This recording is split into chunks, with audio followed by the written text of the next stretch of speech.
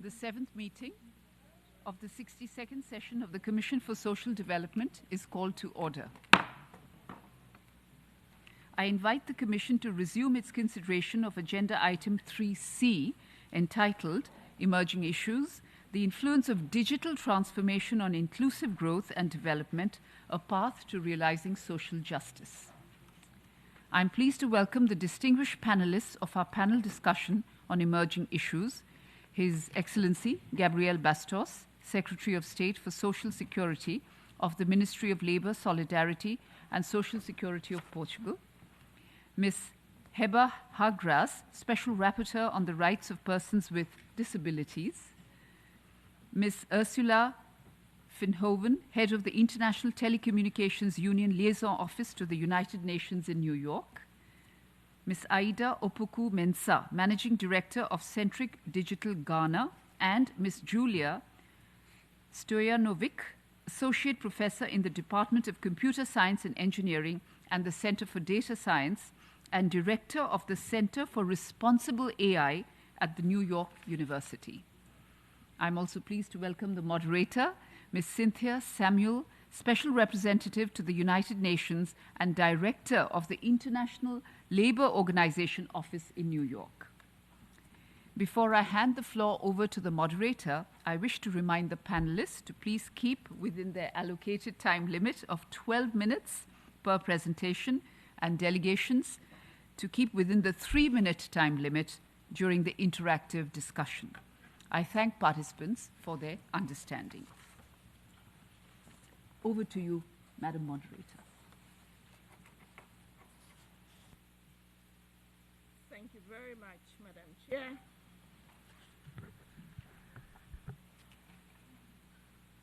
Was that clear? Did you hear me? Great. Thank you very much, Madam Chair, Your Excellencies, distinguished ladies and gentlemen, colleagues.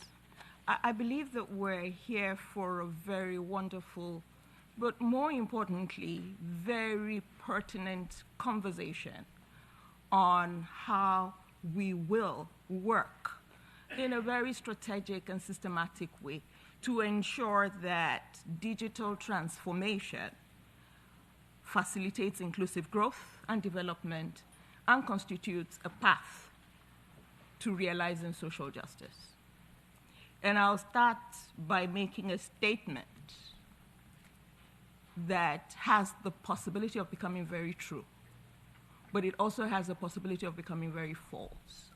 And that statement is that during this critical point in history, we have the ability, and we will use that ability to shape the connection between digital transformation and the advancement of social justice. Am I being provocative? No. Am I dreaming? No. Am I prophesying in terms of what can happen? I would say yes, and I see that the chair is nodding as well. Most of the conversations that we've had around digital technology and the advancement of social development in a way that is sustainable, inclusive, and fosters the kind of outcomes that we want within the context of the SDGs, the conversations have not necessarily been as positive as we should. So we have with us a great panel, as the chair has said, that will help us really discuss these issues, and then the conversation thereafter will help us tease out how we can make this happen.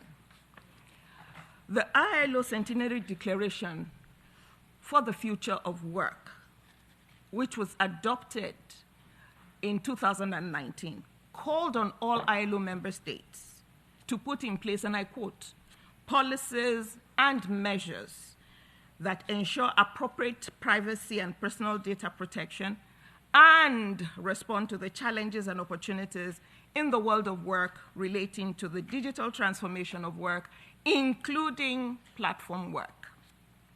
Hence, this is an important area of focus for the ILO. And as many of you may already know, there is an ongoing standard-setting initiative by the member states of the ILO and its social partners on the platform economy. This provides a very good example of the ILO strategic contribution to this important conversation. These emerging technologies, as we know, are not only creating and eliminating jobs, but they're also altering job tasks and thereby necessitating new skills. More often, they're also changing the task compositions of jobs and require more digital and cognitive skills from workers in all sectors. Digital technologies, especially generative artificial intelligence, has brought to light both the advantages and the pitfalls of large language models and the potential for bias. And it's important that we reiterate that technology is not neutral. Hence, it has to be shaped in the right direction. In fact, it must be shaped in the right direction. There are challenges, and our panelists are going to delve deeper into this around the issues of the digital divide within and amongst countries, connectivity issues, the gender dimension of this, the inequalities that could be further entrenched, the access to decent work, and so many other issues. These are the challenges, but it also provides opportunities, and we'll look at these opportunities. It provides the opportunities for inclusion. It provides opportunities for equitable access, even to technology, if effectively addressed. So what we need to do is to make sure that we curate the appropriate policies. And our conversation this afternoon is going to look into how we do that.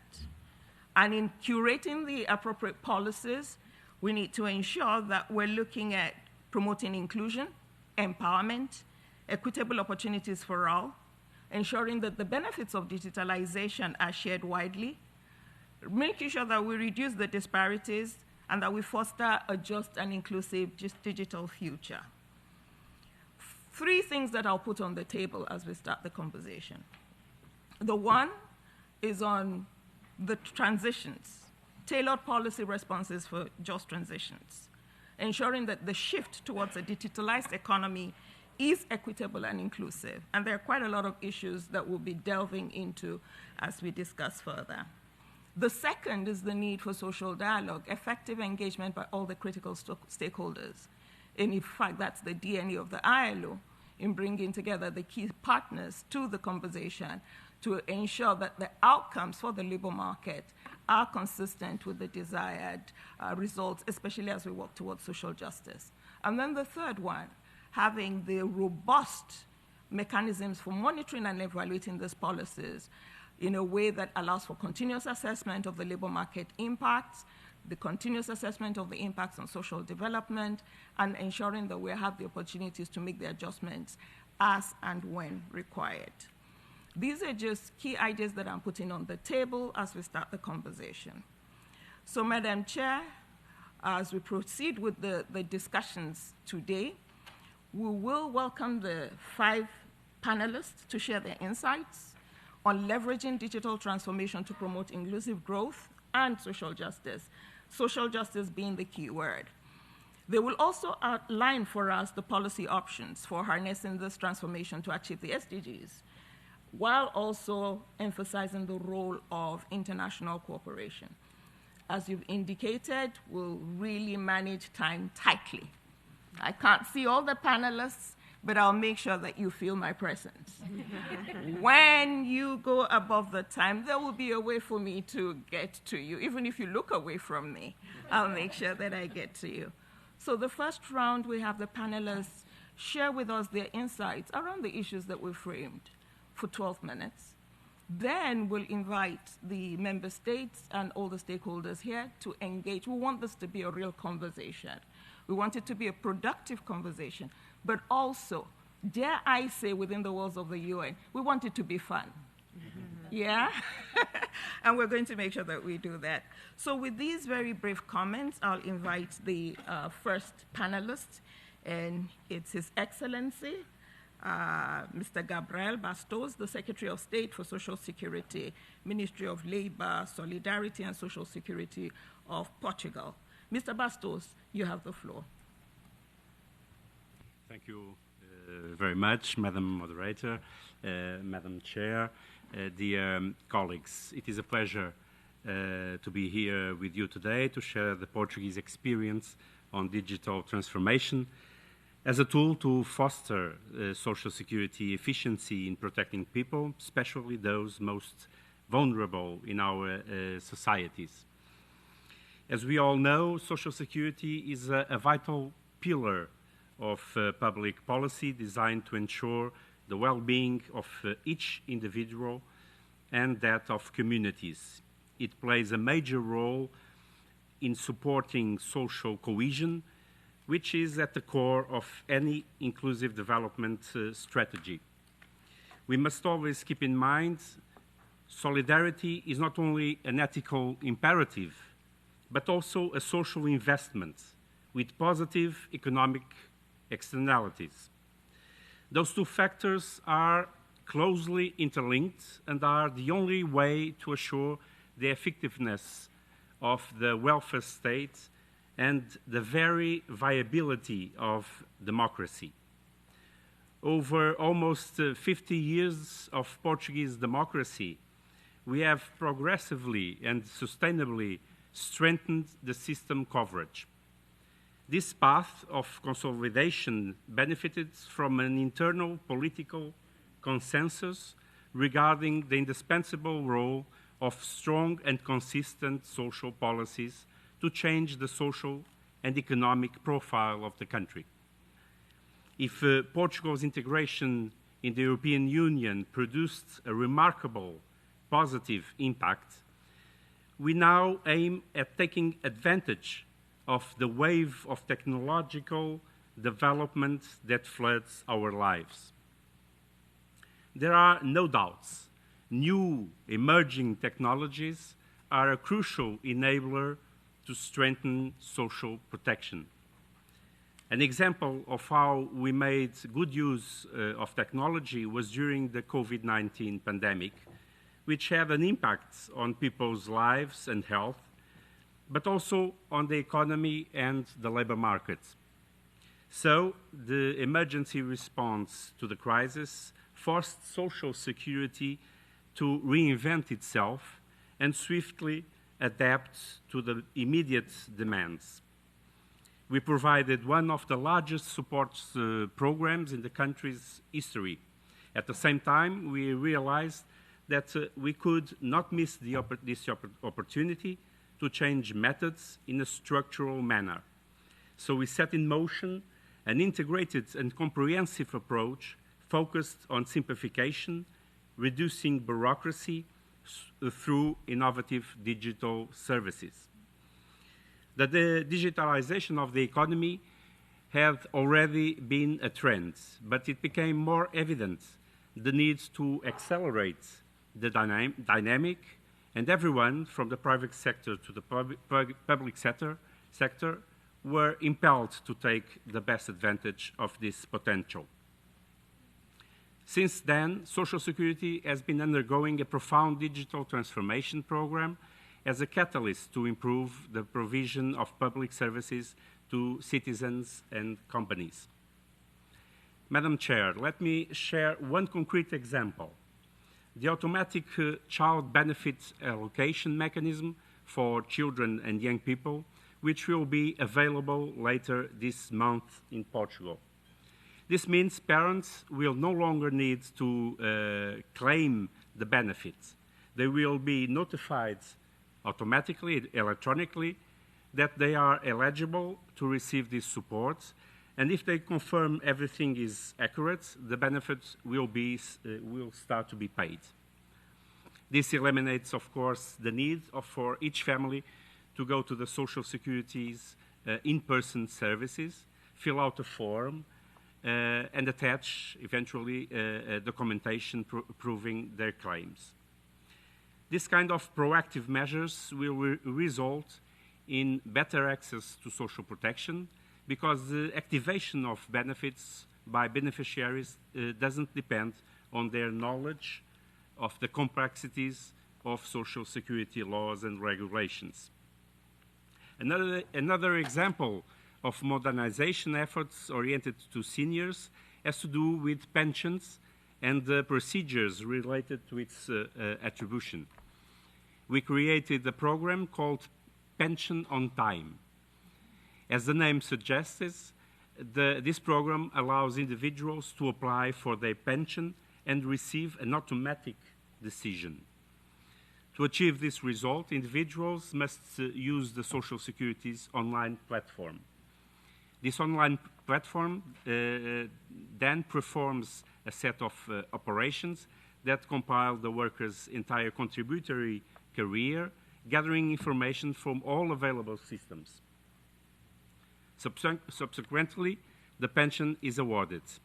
Currently, over 70% of the pensions granted by the Portuguese Social Security are proceeded through this mechanism. Let me very briefly mention the ongoing work on creating an innovative single social benefit that consolidates all the different social benefits that do not depend on workers' contributions.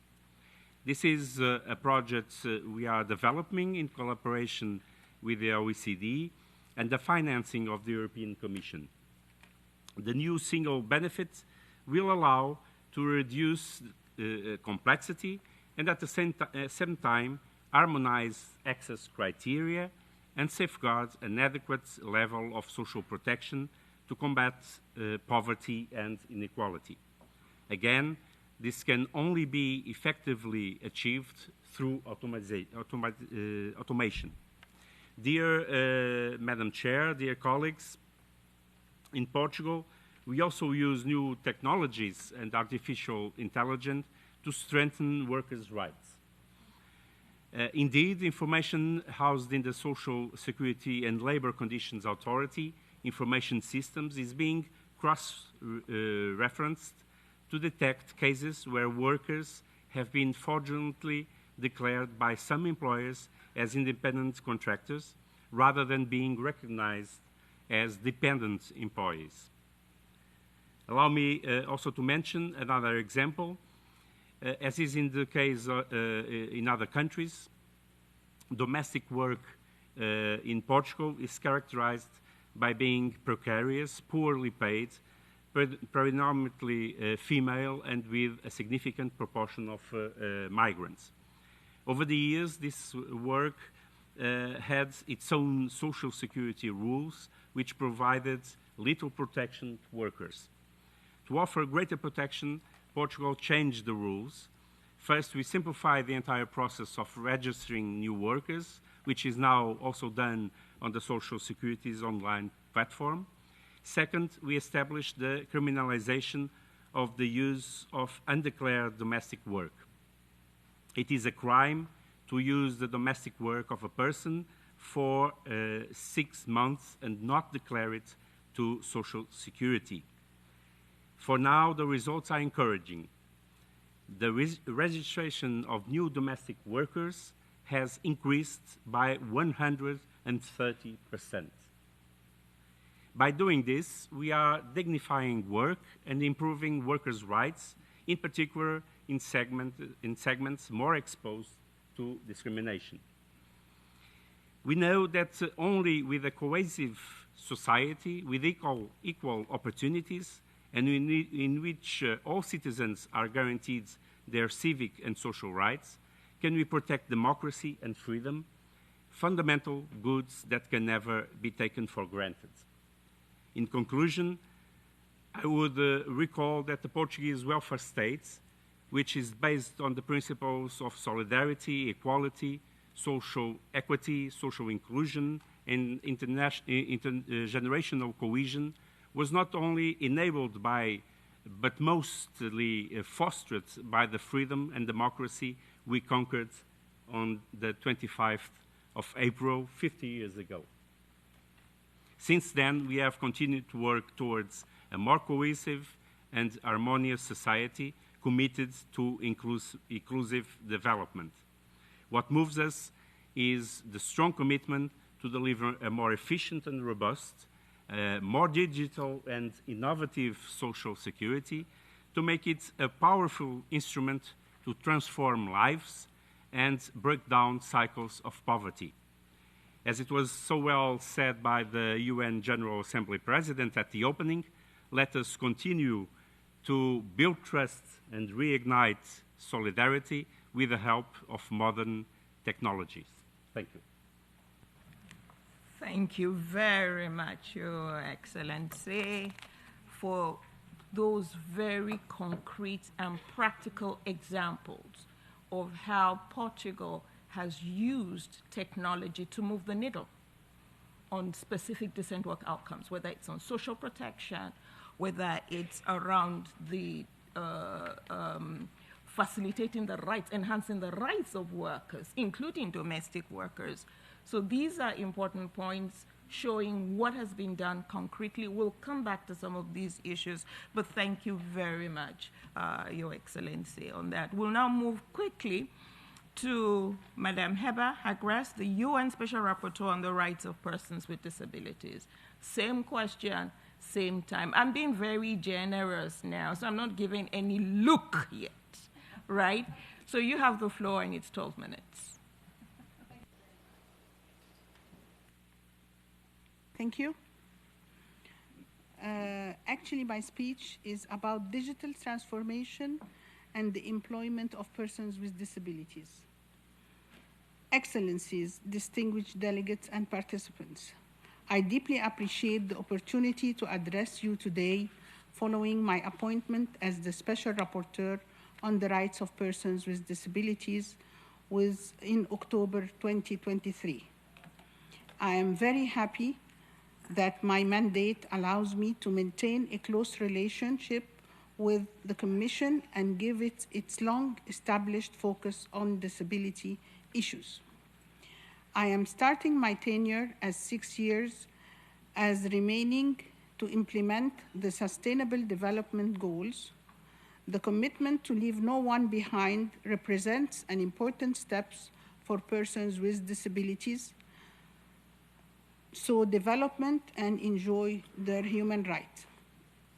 The rapid growth and use of digital technology is set to have potentials to achieving 70% of the Sustainable Development Goals.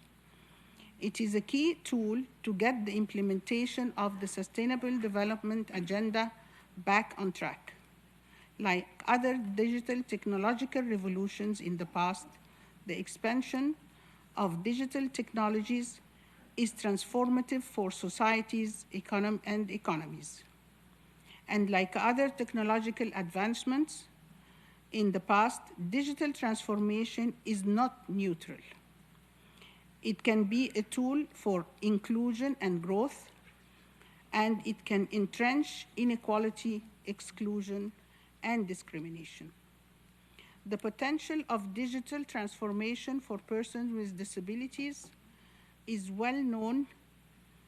Innovation and availability of assistive devices, inclusive education, access to employment, healthcare, personalized support systems, access to information, and communication tools, to name just a few.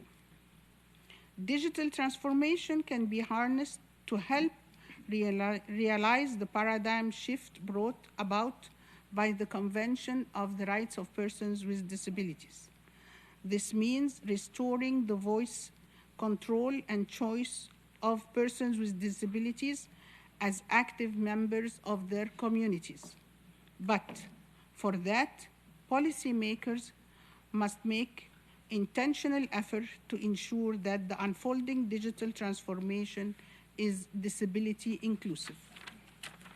Currently, a lot of attention goes to advanced technologies and innovations such as artificial intelligence. And rightly so, given their positive potential as well-known discriminatory impact, but it must not take away attention from the more basic issues of accessibility and digital divide. Our world is increasingly shaped by what we consume technologically. The data we produce is reflected back in the design and the provision of services and products. Inevitably, the new and preferences of those with less digital presence, including persons with disabilities, will be disregarded, leading to more exclusion and discrimination. Persons with disabilities are overrepresented in the offline population, with gender, aging, higher rates of poverty, and other factors further compounding exclusion from the digital space. The digital gap in terms of access and affordability of high-speed internet and digital devices and digital skills should not be underestimated. Targeted investment in digital public infrastructure and in closing the disability digital divide is the first precondition to make such digital transformation to disability inclusive. Effective policy and regulation represent a second precondition. The rapid expansion in digital innovation and technology has not been met with adequate regulatory response to ensure the digital space is inclusive, safe, and free of discrimination. Public institutions need to rapidly invest in public capacity to access and response to risk brought by digital technology. Here, persons with disabilities must be directly included and consulted so that the effects of digital transformation on their lives are well understood and integrated when designing policies and regulations. I would like to particularly outline some of the benefits and risks of digital transformation on employment opportunities of persons with disabilities.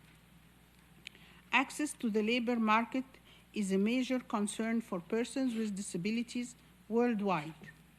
Work is not only about achieving an adequate standard of living and independent living. Work contributes to recognition within communities and is essential for human dignity.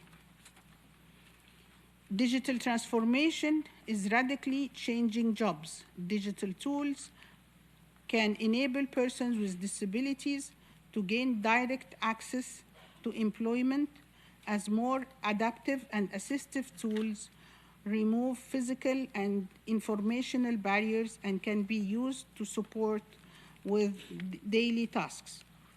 Information on employment opportunities, access to hiring processes is easier. Artificial intelligence is changing the landscape for persons with disabilities by creating tools that are more adapted and responsive to their needs.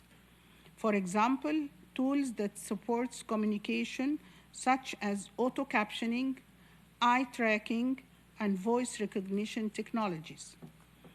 To take advantages of these opportunities and enjoy equal access to the labor market, it is important to ensure inclusive and quality education in terms of digital skills and applications. Persons with disabilities on an equal footing with others in benefiting from the potentials of digital transformation. This is particularly important for women and girls with disabilities. Conversely, if persons with disabilities find digital technology inaccessible and unaffordable or do not possess the required skills, they will be locked out of employment opportunities.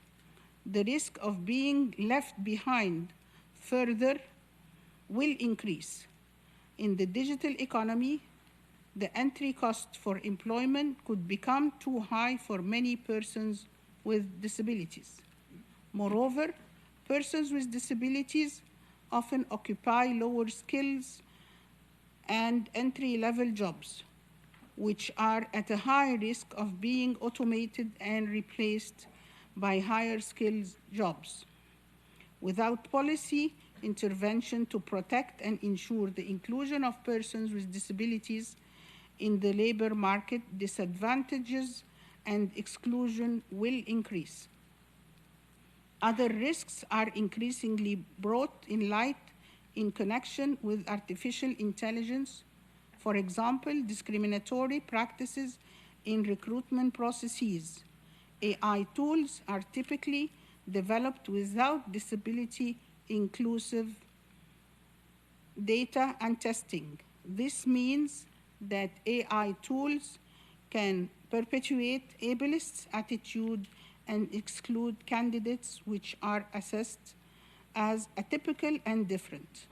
The consideration of an individual with their circumstances, experiences, and potential is lost.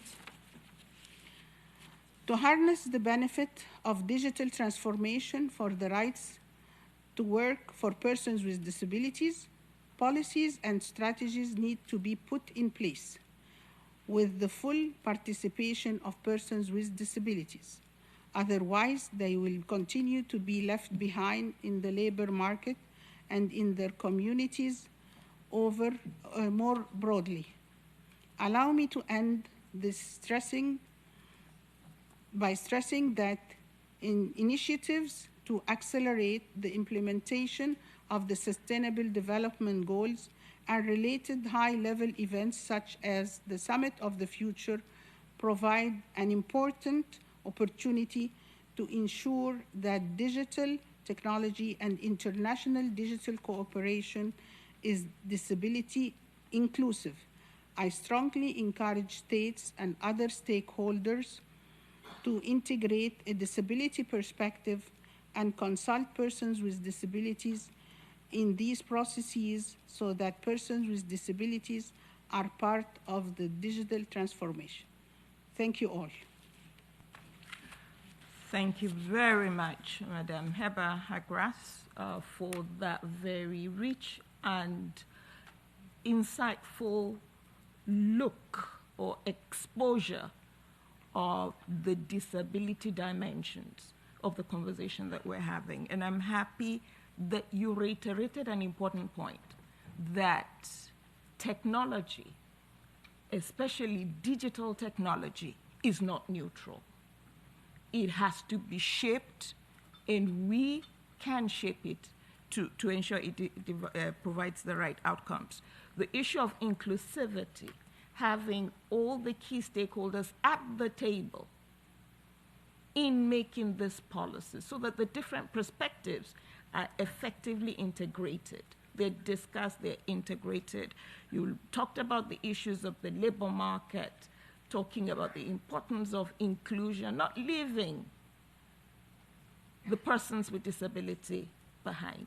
These are key issues. There were quite a lot of things that you unpacked, but these are very important issues that will frame the conversation that we will have with the member states and the stakeholders as we go along. So we'll now go to ITU, the International Telecommunications Union, and it's my pleasure to invite Ms. Ursula Winhoven. I hope I got it right. Great. Ursula Winhoven to share her perspectives with us. You also have 12 minutes. I've been a bit generous, right? Thank you very much, Madam Moderator, Madam Chair, Excellencies, distinguished delegates, participants, and fellow panelists. It's an honour to present these remarks on the importance of meaningful connectivity for sustainable digital transformation, digital inclusion, and digital rights on behalf of Dr. Cosmos Lakisan Zava, who's the ITU Director of the Telecommunication Development Bureau, and he thanks you for the opportunity to offer ITU's perspective in this important discussion. ITU has been at the heart of advances in communications for more than 150 years. We're committed to connecting all the world's people, wherever they live and whatever their means, and to support the sustainable digital transformation of economies and societies, leaving no one behind. Through our work, we protect and support everyone's fundamental right to communicate. Digital transformation can accelerate progress towards the SDGs and provide global, cross-sectoral digital transformation of our society, underpinned by one imperative: ensuring digital connectivity for everyone. We need connectivity to make digital economies come of age all over the globe and ensure they are sustainable and inclusive. Digital connectivity has a real impact on national economies. New ITU studies show that a 10% increase in mobile broadband penetration increases GDP by slightly over 2%. Mobile broadband benefits are maximised in developing countries where mobile tends to be the way most people access the internet. In Africa, for example, a 10% increase in mobile penetration is estimated to increase GDP by 2.5%. By prioritising digital connectivity, we can ensure that the benefits of digital development are shared by all, laying the foundation for a more inclusive and sustainable future. Today, 5.6 billion people are online, but that leaves 1/3 of the world's population behind. Some 2.6 billion people have never ever experienced the digital world, and many more lack meaningful connectivity to leverage its full benefits. Why? The reasons include connectivity may be unavailable or unreliable. Connectivity, even in terms of digital services or device ownership, may be unaffordable. Many lack the basic digital skills that are needed. The lack of local relevant content in their own language. Awareness is also a challenge. Many people do not yet realize the potential and power of digital solutions and the internet, thus do not use them to improve their lives. And there may be social barriers, for example, impacting use by women and girls, contributing to digital divides. Not only do we need to work together to bridge existing gaps, but we need to work to ensure that connectivity is universal and meaningful. Universal and meaningful connectivity is the possibility for everyone to enjoy a safe, satisfying, enriching, and productive online experience at an affordable cost. Universal and meaningful connectivity is imperative for us to move up the sustainable development ladder. If we don't meet this imperative, the digital economy will only make the divides of the old economy even worse. It is only by achieving universal and meaningful connectivity that we will fully realize the promise that connectivity holds for sustainable digital transformation and socio-economic development. Digital technologies and the internet provide more inclusive and direct channels to seek, receive, and impart information, a freedom enshrined in the Universal Declaration of Human Rights. Access to information is also a foundation for good governance and an engine for development.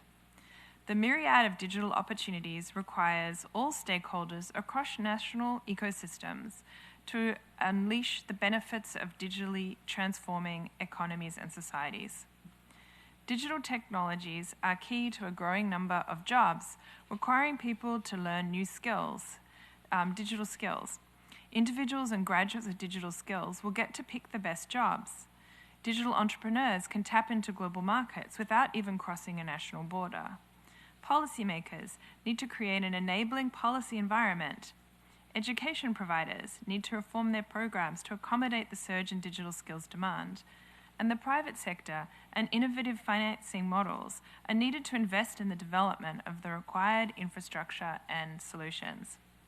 In addition to economic advantages, the benefits of connectivity are considerable for society. There is a very close relationship between connectivity and human development, although the relationship works both ways. Connectivity drives development, and more development leads to more connectivity. For the marginalized and vulnerable, connectivity can be a lifeline.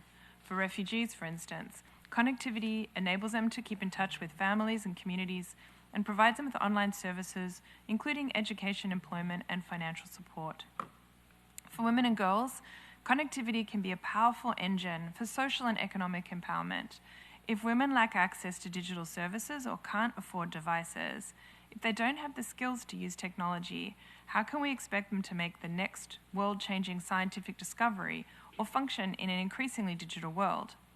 As the UN Secretary-General pointed out in his remarks at the Commission on the Status of Women, without the insights and creativity of half the world, science and technology will fulfill just half their potential. That more inclusive, future-facing world is within our reach and is our goal. The gender gap is not inevitable, and digital solutions can help close it globally. The opportunity is unprecedented, fast-tracking the achievement of SDGs and overcoming historic barriers to development across economic sectors. But the digital world is struggling with an array of issues too. As the range of internet use continues to increase, exposure to the downsides of connectivity also increases. Concerns have intensified in recent years as internet access has proliferated, such as privacy, cybersecurity, harmful content, and the outsized power of large companies. The challenge is not only one of infrastructure development. Expanding connectivity is not enough.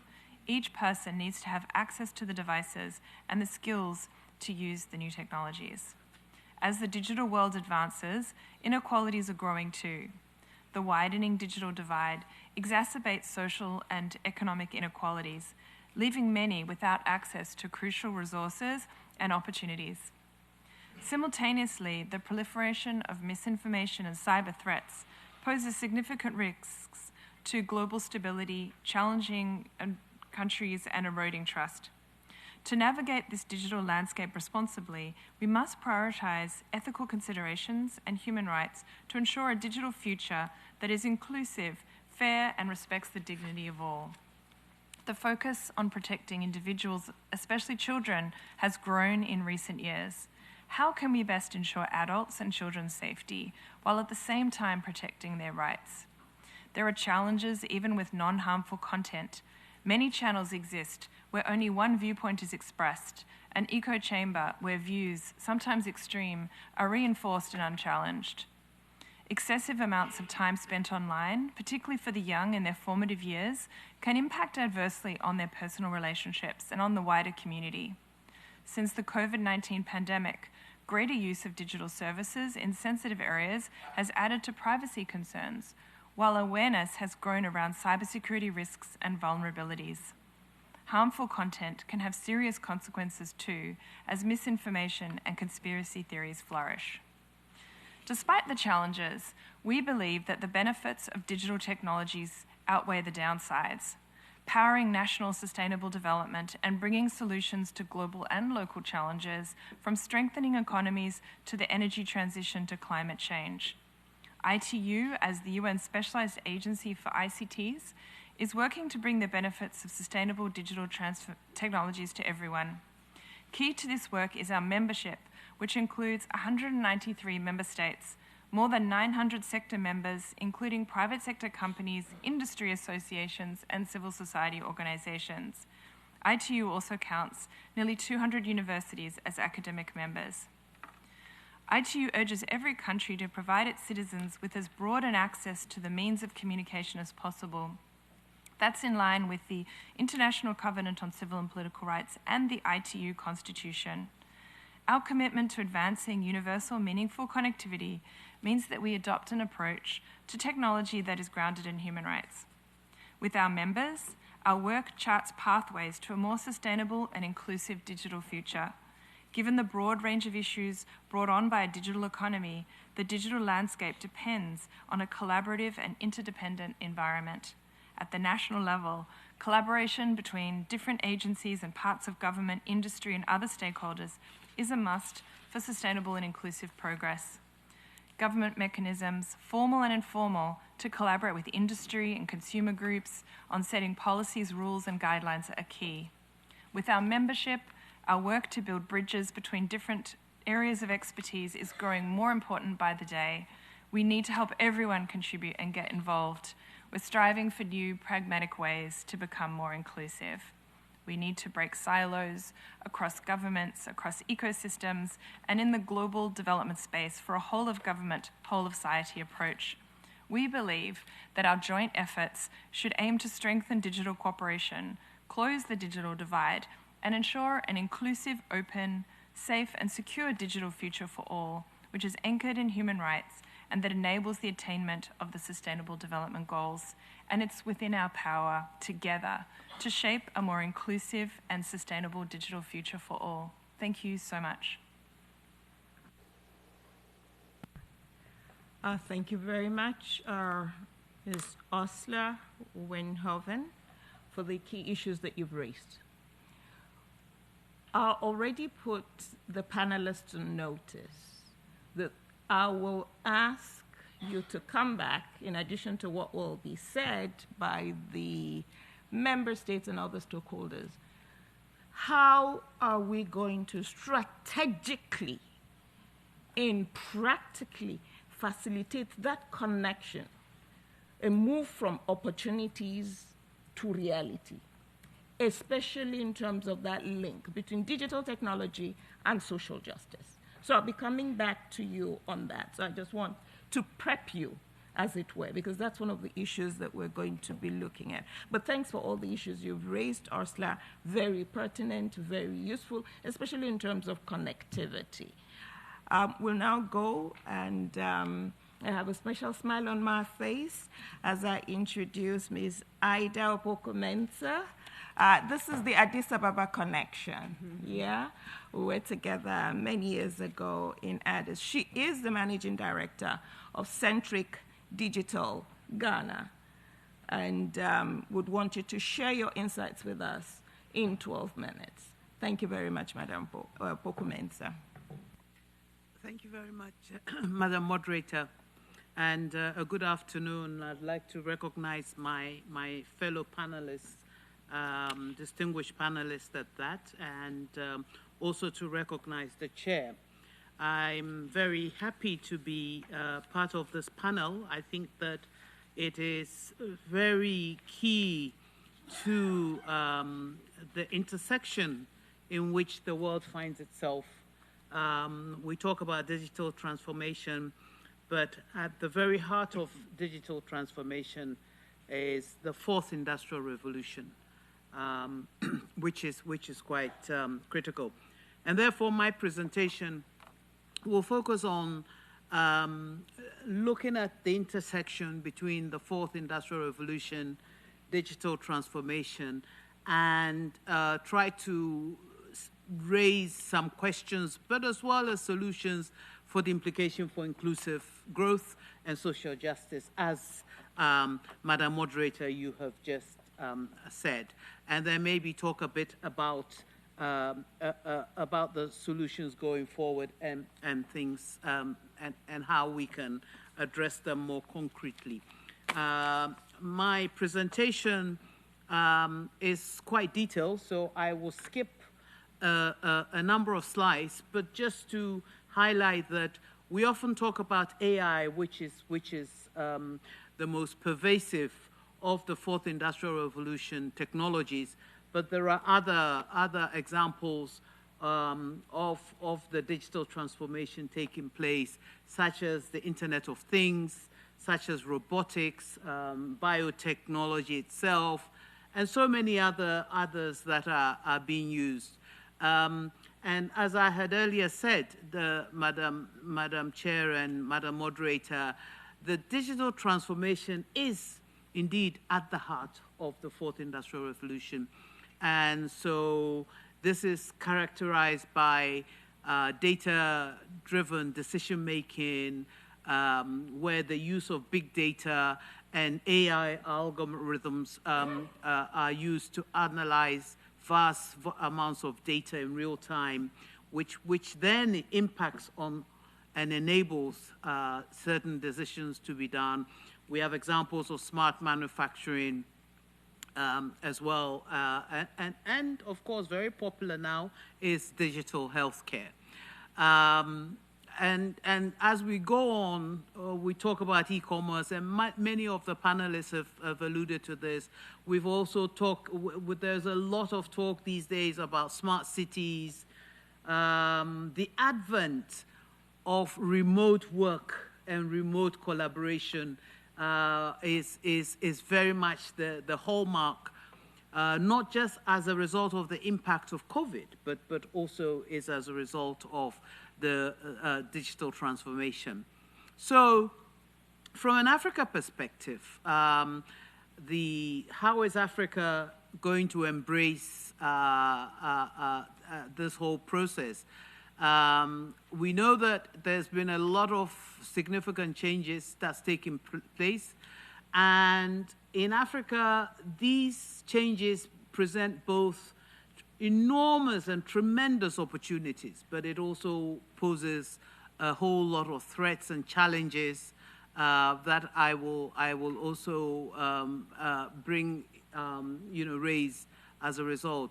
We also know that the opportunities have been the e-banking, the mobile banking, digital healthcare, which are also very critical in enabling African countries to leapfrog some of the infrastructural challenges, and as a result of that, is driving economic growth and improving livelihoods. So these are very concrete examples, and therefore there's call for Africa to look at the whole policy environment as to how it can harness the fourth industrial revolution. And contribution of the fourth industrial revolution to Africa's job creation opportunities is enormous. We look at digital connectivity, and as the previous speaker said, digital connectivity, the presence of it, creates all kinds of economic opportunities. But at the same time, and the economic opportunities also drive greater connectivity. And here I would like to link this also to the fact that, and I didn't talk about it, but the fact that the SDGs runs right through this whole subject. When you look at job creation, which is SDG 8, looking at decent work, you look at entrepreneurship and innovation, that is looking at innovation and infrastructure, which is SDG 9. You look at how the whole transformation, if handled well, can reduce inequalities as well, which is SDG 10. So the SDGs is very much in tandem with the whole advent of digital transformation and the fourth industrial revolution in Africa. And we look at financial inclusion, we look at improving healthcare, both SDG 3, which is health, good quality health, and SDG 4, which is good quality education. And the agricultural transformation is also something which is very very critical. So some specific examples of the 4R contribution to growth: mobile money and financial inclusion, with services like M-Pesa in Kenya and similar mobile platforms in many African countries, is actually addressing digital inclusion. E-commerce and market access platforms, new emerging platforms are creating new markets and new opportunities, which is very prevalent in much of the African continent. But perhaps what is very critical is that digital penetration in Africa is actually accelerating faster on the continent than in any other region. And maybe that's because there has been there's so much infrastructural deficit that, the little that is added has tremendous impact compared to other regions of the world. We talk about precision agriculture, which is very, very critical. We talk about telemedicine and remote healthcare. We talk about digital training. And all of these, there are examples that are going on. The Kenyan Agricultural Observatory platform uses satellite imagery and data analytics to provide farmers with real-time information on weather patterns, soil conditions, and the health of crops. Projects in Rwanda's healthcare information exchange is leveraging digital health records and telemedicine technologies to provide remote healthcare services to typically underserved rural communities. We have digital skills training that's going on.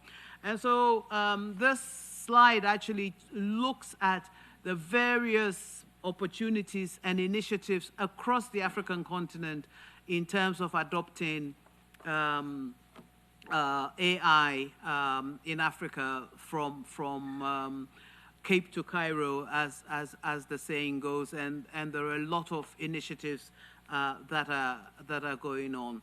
So what are the implications for social justice? Let me very quickly touch on that. There are enormous opportunities for Africa, but also there are challenges. We know that these technologies are double-edged swords. They provide the goodness of humanity, but they also pose certain problems and challenges. And human rights consideration, issues of privacy, ethical principles are very critical. And the action that we perhaps would require is open communication between stakeholders and developers, multi-stakeholder involvement, collaborate on developing clear, effective regulatory systems.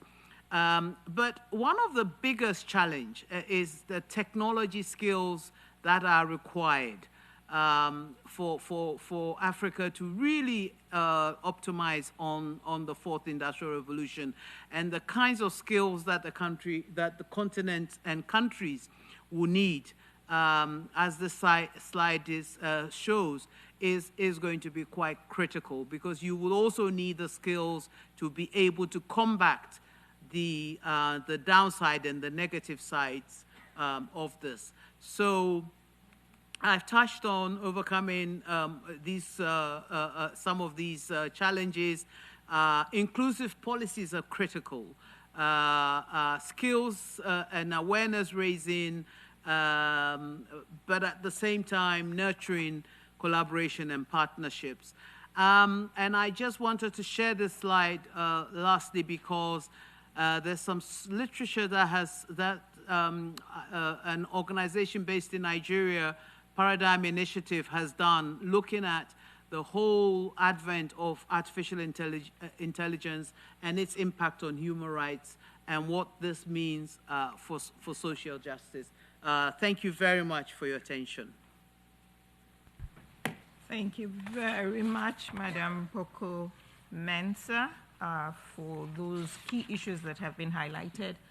As you would notice, some issues are coming up, from the different interventions, whether it's the importance of connectivity, but it's also looking at where the opportunities are across the board, as well as where the challenges are, and already touching on how we can mitigate or address the challenges in a way that we can harness the opportunities.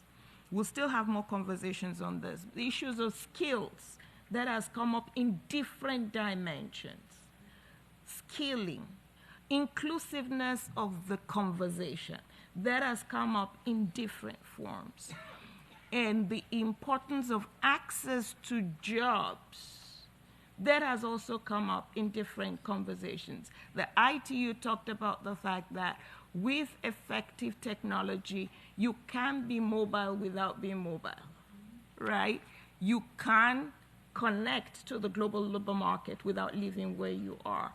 These are some of the key things that are coming up. But we're going to listen to Julia Stojanovic. Did I get it right? Absolutely. I've been practicing. This is Julia Stojanovic, who is the Institute Associate Professor of Computer Science and Engineering, Associate Professor of Data Science, and Director of the Center for Responsible AI at the New York University. You have 12 minutes. Thank you. Thank you very much. It's an honor and a pleasure to be here. I'd like to recognize Madam Chair, Madam Moderator, Excellencies, distinguished delegates, and participants, including also those of you who are listening online. And I hope that this didn't count against my 12 minutes, of which I need every second. So I would like to discuss with all of you what I mean when I say the phrase responsible AI. And I'm speaking here to you on behalf of the Center for Responsible AI that I have the pleasure of directing at New York University. Our goal is to make responsible AI synonymous with AI in a not too distant future. And we work towards this goal by engaging in technical research, as well as technology policy and education and training for different stakeholder groups, with the goal of making it so that we all can step up and control the way that technology is used in society together. And in my slides, as you will see, I use humor, and I use art, and I use other types of media. And this choice is deliberate. Of course, it's here to entertain you, as we promised at the start, right? But also, the choice to do this is so as to reduce the distance between people and their ability, our collective ability, to control technology. So we are going to be discussing responsible AI today. So let me start by proposing, as a computer scientist, a definition. I will define AI as a system in which algorithms use data to make decisions on our behalf or help us, humans, make decisions. When discussing AI, we usually make a distinction between systems that operate according to predetermined rules, such as Roomba, the smart vacuum, and those that learn rules from data, such as a chess-playing AI or a self-driving car. And this distinction is certainly not strict. Most modern AI systems combine rules that are specified at design time with some form of learning. Why are we discussing AI today? Well, it's because there is no question about the positive impact that this technology has had in our lives. I'm giving some examples here where AI is being used successfully, where AI systems work well, in other words. We have AI-powered vacuums. We know that they work because they leave the room clean. We have AI-powered game systems. We know that they work because they beat the best human players, like Garry Kasparov depicted on this slide. And we have all manner of smart home devices. I'm showing a smart light here. We know that they work because they lower the energy bill and save us the need to get up from the couch to turn off the light. These systems are by no means easy to make. But at this point, we know how to make them, and importantly, we know how to check whether they work. These systems are all responding to a particular need to improve on the status quo. We are technically ready in terms of data, software, and hardware to make them, and we can validate them. These are some of the hallmarks of responsible AI. Next, let me give an example from medical imaging, where, like in many other domains, AI is all the rage. Cutting-edge AI tools are starting to be used in clinical practice to improve medical diagnosis and prognosis capabilities. As one example, a recent study done by a team of researchers from the NYU Medical School and Meta AI showed that rapid magnetic resonance imaging, or MRI scans, generated with the help of AI, and these are called fast MRI, were in many cases diagnostically interchangeable, just as good as traditional MRI. And these scans notably require 4 times less data than a traditional MRI would, and they make scanning 10 times faster, which can make the difference between getting an MRI and not getting one for a claustrophobic patient, and can increase throughput in locations where MRI machines are in short supply. In other words, fast MRI can reduce costs and expand access to medical imaging.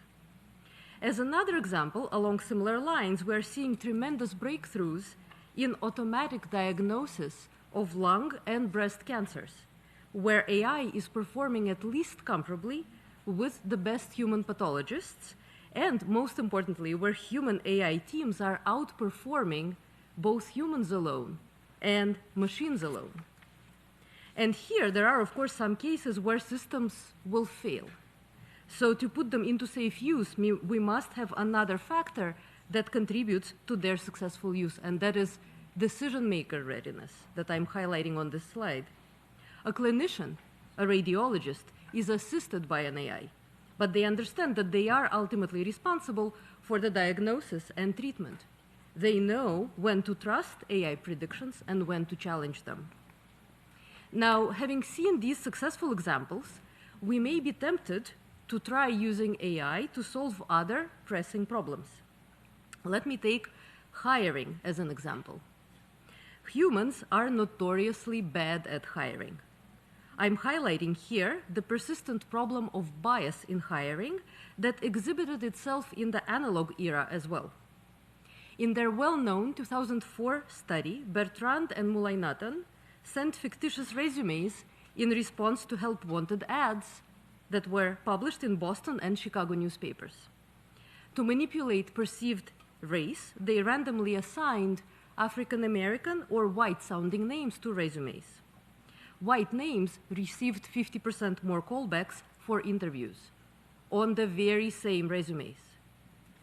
The question, and the jury is still out on this, is whether AI can help address this problem. Unfortunately, results are not so great so far. There is ample evidence to suggest that AI rarely helps reduce bias in hiring, and that often it in fact amplifies it. I'm giving some examples on this slide. These are headlines from the popular press that highlight racial and gender bias in these tools, as well as unlawful bias and discrimination against individuals with disabilities. To make things worse, more often than not, recruiters whose workflows are augmented by AI tools are not given much information about the tools that they use, and they are unable to judge whether a tool's recommendations about whom to consider more closely and whom to screen out are meaningful and reliable. Furthermore, there are no incentives in place for the recruiters to start questioning the suggestions of these tools. Returning to the hallmarks of AI, responsible AI, there is a clear need for improvement here, but we don't have technical readiness or the means for rigorous evaluation, and decision-maker readiness also lacks in this domain. Here's another example from hiring, where the use of AI is simply nonsensical, I dare say. Together with my colleagues, I looked at AI-assisted personality prediction tools in hiring. We bought subscriptions to two tools, Humantic AI and Crystal, that claimed to be able to tell how dominant, steady, agreeable, conscientious you are by looking at your resume or your LinkedIn profile or your Twitter feed. Rather than directly contesting whether personality is a valid construct, we instead audited the assumptions made by the vendors of the tools themselves, namely that the tool will produce the same or very similar personality profiles if the input, for example, a resume, changes only slightly and in ways that clearly should not impact the prediction. We found that this is unfortunately not the case. For example, a person may be considered substantially more or substantially less dominant and more or less steady if they send in their resume in PDF or in rich text, but with the very same content. Right, so my final example here concerns a morally questionable use of AI. Some of you may be familiar with this story. It's an investigation by ProPublica of a commercial tool called Compass that predicts whether a criminal justice involved individual is likely to commit a crime in the future based on how others like them have behaved in the past.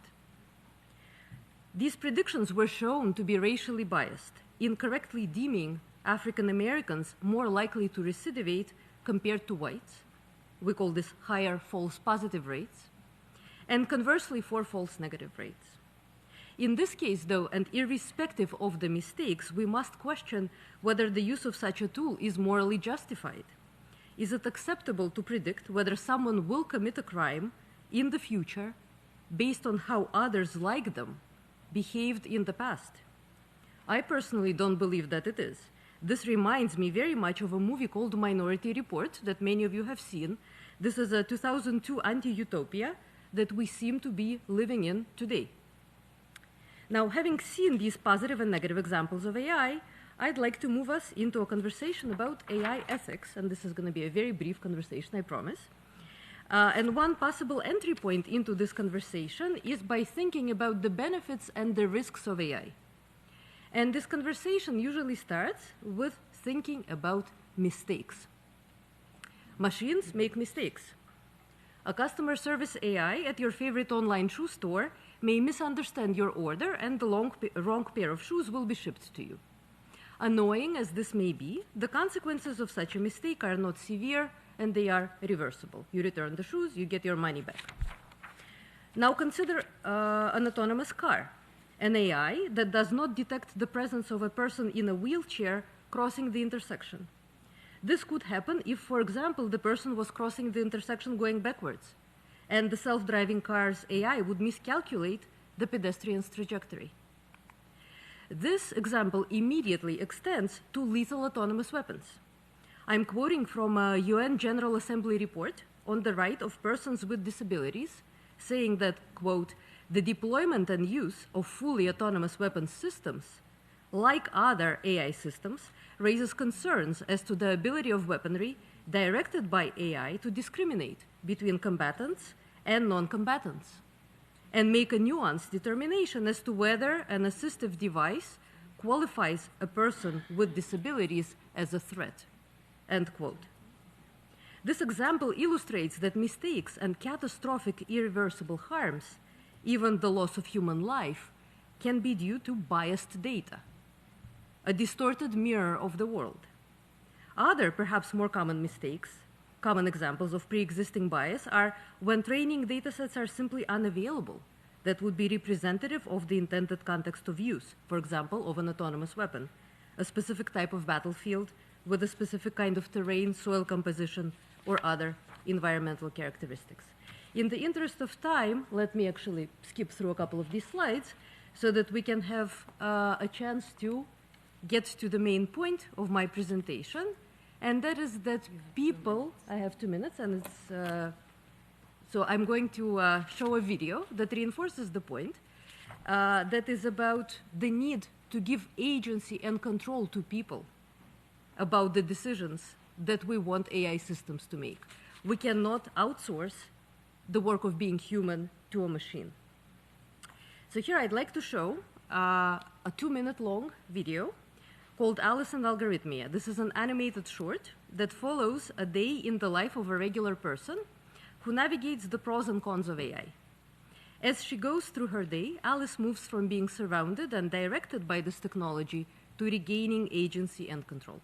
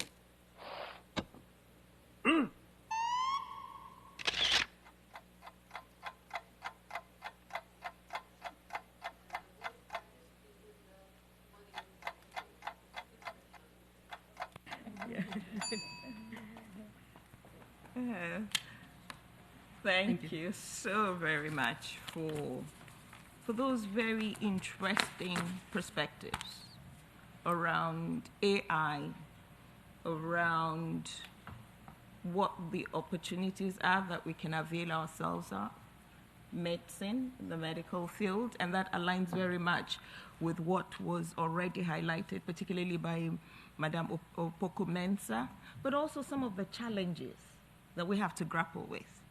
And it's instructive. Machines do make mistakes. And depending on the context, those mistakes can have so many significant implications.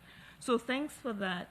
We'll still come back to you in terms of that question. How can we use it to promote social justice? I'll still come back to you.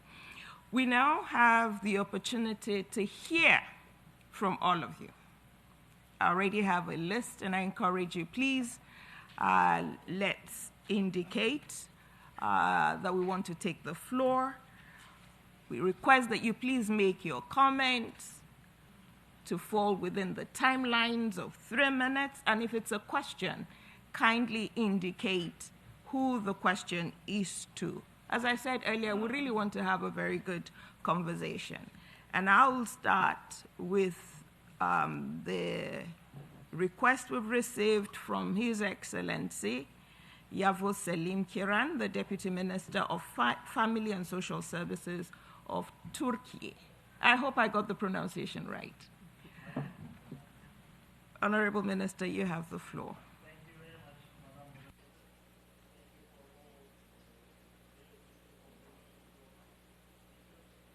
As Turkey, we are using the advantages of technological development for our social services. Foremost among these commendable endeavors stands the Integrated Social Assistance Information System.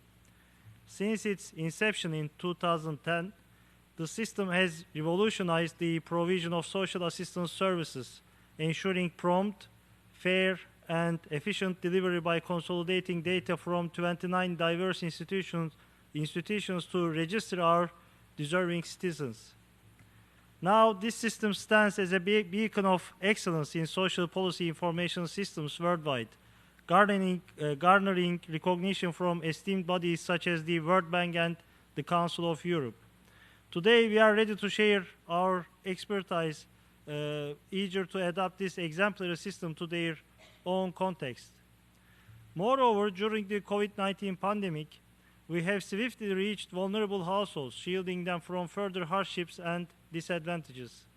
Our shock-sensitive social assistance system has played a pivotal role, enabling rapid intervention to prevent exacerbated vulnerabilities during these challenging times. To limit the pandemic's spread and protect public health, we have efficiently provided social assistance using household registries, skipping individual applications. Furthermore, in alignment with our digitalizing Turkey vision, we have transitioned to electronic application processes, streamlining access to social assistance programs through e-government gateway. The application processes used to take an average of 15 days with 17 different documents collected from 12 different processing points. Now, they can be completed within 1 or 2 minutes without requesting any information other than the identification number. Through this application, we extend our reach to countless households, bridging the gap for those facing economic hardship and fostering a more equitable society. This improvement is also very important for the accessibility of persons with disabilities. As we forge ahead on this journey of progress and innovation, we are determined to remain steadfast in our dedication to service excellence and societal welfare. We will continue to chart new frontiers, enriching the lives of our citizens and advancing the cause of social justice for all. In a digital world, we have a determination to leave no one behind, and upholding human rights stands as the key to constructing a fair world. We remain dedicated to tirelessly working to distribute social welfare fairly through innovation to all segments of society. Thank you very much. Thank you very much, Mr. Minister, for those insights from Turkey. And it aligns quite well with the initial presentation that we had concerning Portugal in terms of how digital technology has actually facilitated service delivery, but beyond service delivery, the quality of social security and social services in some of the countries that have referenced their experiences. So thank you very much, Mr. Minister. We'll now go very quickly, and the next request I have is from Switzerland. Switzerland, you have the floor. Madame la Présidente, Madame la Modératrice. Madam President, Madam Chair, Madam Moderator, as a delegate of a Swiss delegate for youth at the United Nations, I wish to emphasize a number of urgent concerns from my delegation in the era of the digital transformation. This includes inter alia exposure to disinformation, as well as the diverse impacts of digital content, as well as the increase on the costs to mental health linked to digitalization.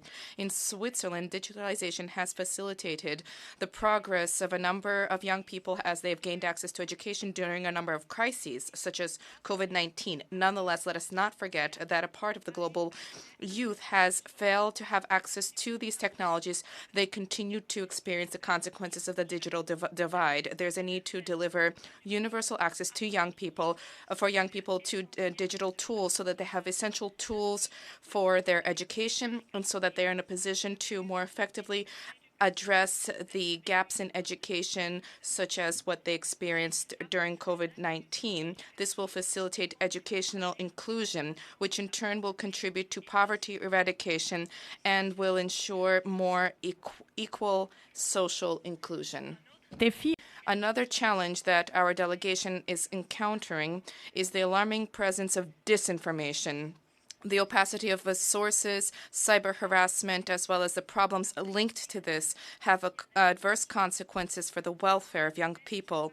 For the benefit of present and future generations, the international community and governments, in conjunction with private actors, need to establish a framework for sustainable investments in digital infrastructure to help generate safe, secure, reliable, verified resources so that young people are able to distinguish between misinformation, disinformation, and so that they can take informed decisions. Moreover, digital communication has contributed to a constant overload of information. Young people continue to encounter visual, tragic events that take place throughout the world.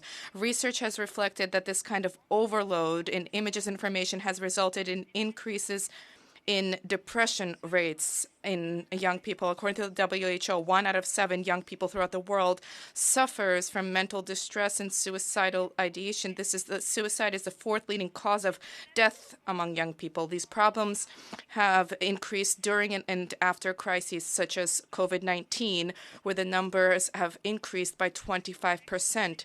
In the context of digital exposure, the consequences of current geopolitical tensions, and in light of environmental issues, it is necessary to prioritize the protection of young people against the potential direct and indirect trauma and to ensure unimpeded access to adequate mental health care.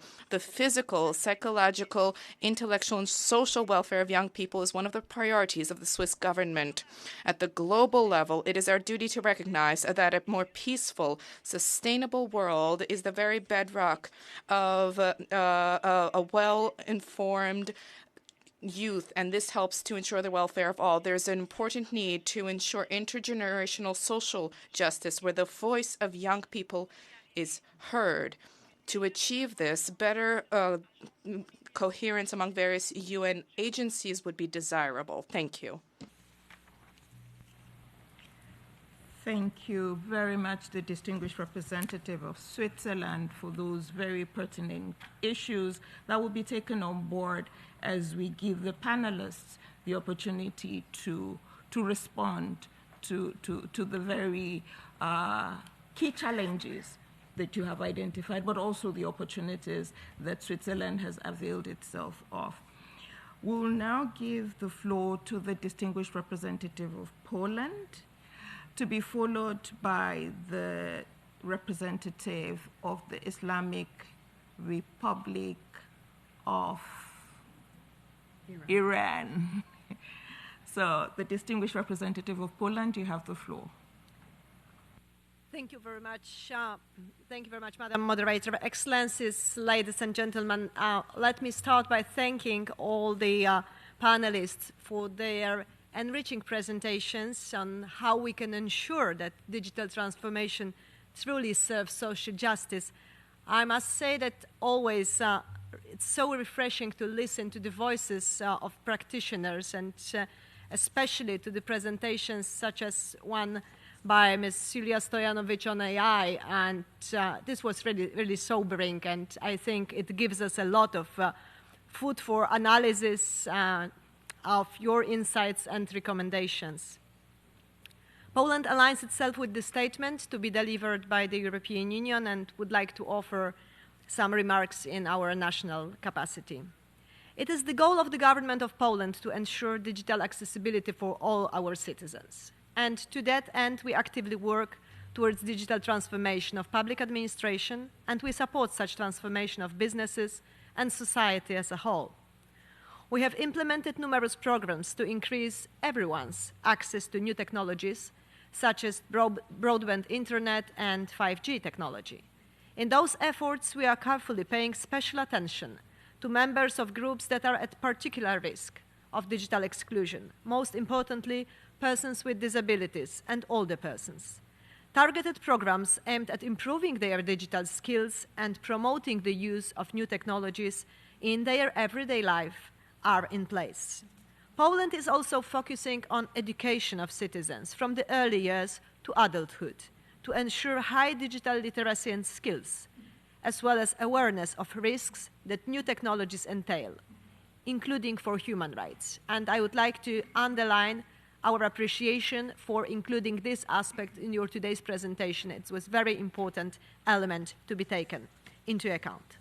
Ladies and gentlemen, we recognize that digital accessibility of websites and mobile applications, public and private, plays a big role in ensuring everybody's equal access to digital resources, including those related to the labor market. We therefore encourage all efforts, domestic and international, to advance digital accessibility of those products. And in this context, I would like to ask the panelists, how could we enhance digital accessibility of websites and mobile applications in a coherent and internationally coordinated way so that it serves the goal of achieving inclusive growth and social justice, especially in relation to the decent work? And I thank you. Thank you very much, the distinguished representative of Poland, for the comments and the very targeted question to the panelists. I would assume that this is to all the panelists, right? Correct. So please add that to the list that you already have, and you can see there's a connection. So we'll invite the distinguished representative of the Islamic Republic of Iran to take the floor. You have the floor.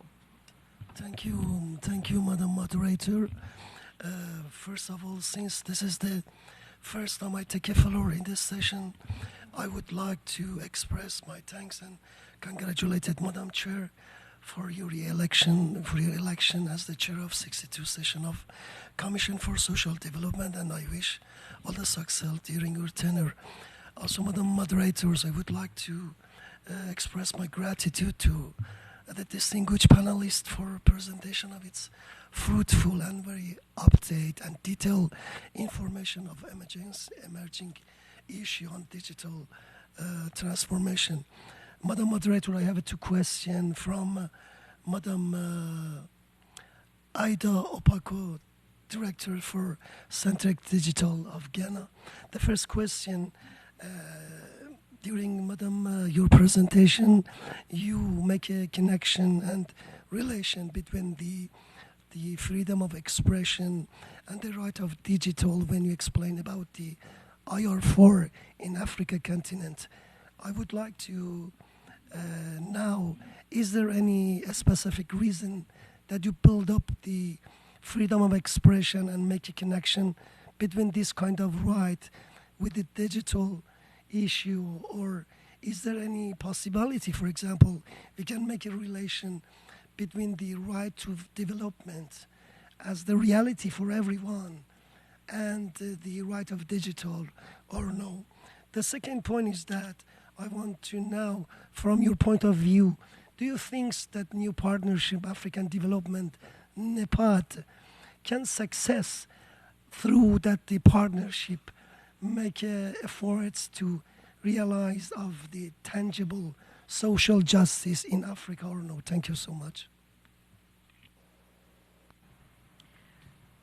Thank you very much, the distinguished representative of the Islamic Republic of Iran. Very specific question to Madame Opoku-Mensah, two of them. We'll now invite the distinguished representative of Cuba to take the floor, to be followed by the distinguished representative of Mexico.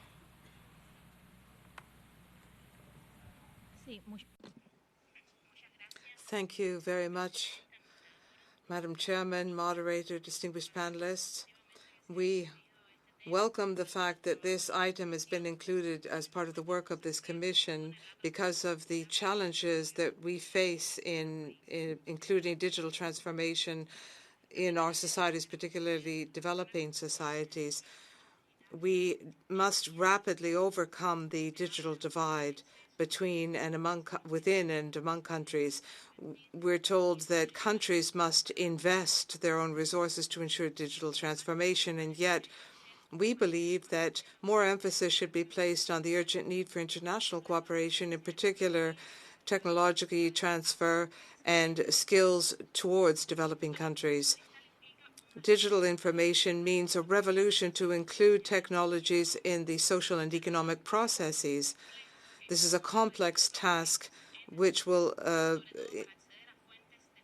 be necessary for developing countries so that they can have access to financing and access to markets. We have to have north-south, south-south, and triangular cooperation. They are essential to ensure digital transformation.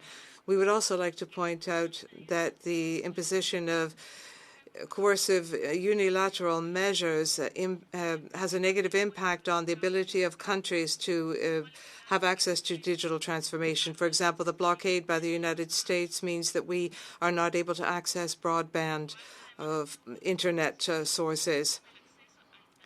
It makes it very difficult for us to access the internet in Cuba, and it makes it difficult for Cuban citizens to get onto certain platforms.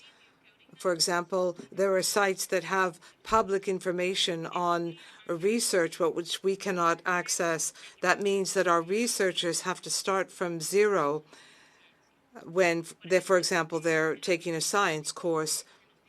It makes it difficult for diplomats because we have trouble accessing platforms such as Zoom to hold remote conferences. So on this issue, I'd like to hear the views of the panelists. Domestically in our country, we are making progress and carrying out projects with UN agencies to ensure digital transformation and innovation across the board. In our country, we've made progress on finding digital solutions in areas of science, technology, and innovation. We've optimized public services for our citizens and our information system in order to ensure disaster risk reduction and access to healthcare information. So I'm interested in hearing what the panelists have to say. Thank you very much, everyone. Thank you very much, the distinguished representative of Cuba, for the issues you've put on the table. The panelists have all heard that which you have put on the table, and their insights are very welcome. We'll now move to the next speaker. That's the distinguished representative of Mexico. At this point, I'd like to just request if there are other member states that would want to take the floor. If you would, please, can you so indicate? Distinguished representative of Mexico, you have the floor. Gracias. Thank you, moderator. And thank you, Chairman. I'm also grateful to the panelists for their very valuable briefings. I'll begin by saying that we agree that the labor market is going through an important change because of technological advancement in the area of AI and digitalization. And the result is that there are new forms of jobs and relations in the labor market. Technological development and AI can provide social and economic benefits, such as promoting efficiency in certain industries, but at the same time, it can lead to the massive loss of employment, loss of decent work, and inequality in the labor market and labor discrimination. And we agree with what the panelists have said about the considerable amount of technology on the one hand and the possible risks if that information and technology is not used appropriately, primarily when it comes to human rights. And for that reason, Mexico, along with the Czech Republic, the Maldives, the Netherlands, and South Africa, submitted a draft resolution in the Third Committee of the General Assembly last fall on promoting and protecting human rights in the digital context, in which we reaffirmed the universality, the indivisibility, the interdependence, and the interrelationship of human rights and their applicability in the digital context and in technology, including in AI. Similarly, Mexico is a founder of the digital group. We have championed our work along with Canada and UN Women. We are also a founding member of the Global Alliance for AI. This is an initiative at the international level involving a number of sectors. It brings together experts and leaders in the industry, civil society, governments, and academia. Moreover, Mexico is part of the group of friends who have called for the implementation of recommendations on the ethical use of AI put forward by UNESCO. We are convinced of the importance of promoting international cooperation to ensure responsible development and ethical, comprehensive ethical use of emerging digital technologies in order to maximize the well-being of our societies as a whole, based on the protection of human rights and inclusion, guaranteeing, making sure that no one is left behind, as well as guiding the development of new digital and emerging technologies to strengthen our common good and provide a more just model of development with the human beings at the heart. Thank you. Thank you very much, the distinguished representative of Mexico, for the intervention. We have the next speaker, NGO3 on my list, which is the Global Fund for Widows. You have the floor. Thank you very much. Thank you very much for such inspiring speeches. Realizing the use of ICTs and digital transformation is realizing that not everyone has access to the same technology and quality. As mentioned during the session, the digital space must be safe and free of discrimination. But digital literacy is not easy to achieve. The digital world is evolving at such a high speed that communities need proper training in order to acquire these new skills, especially in the rural context. Digital connectivity creates banking opportunities, access to jobs, reduces inequalities, addresses infrastructural changes, and brings to light disregarded realities. But how can we reach inclusive growth and social justice in such a way if the reality of millions of widows remain in the dark?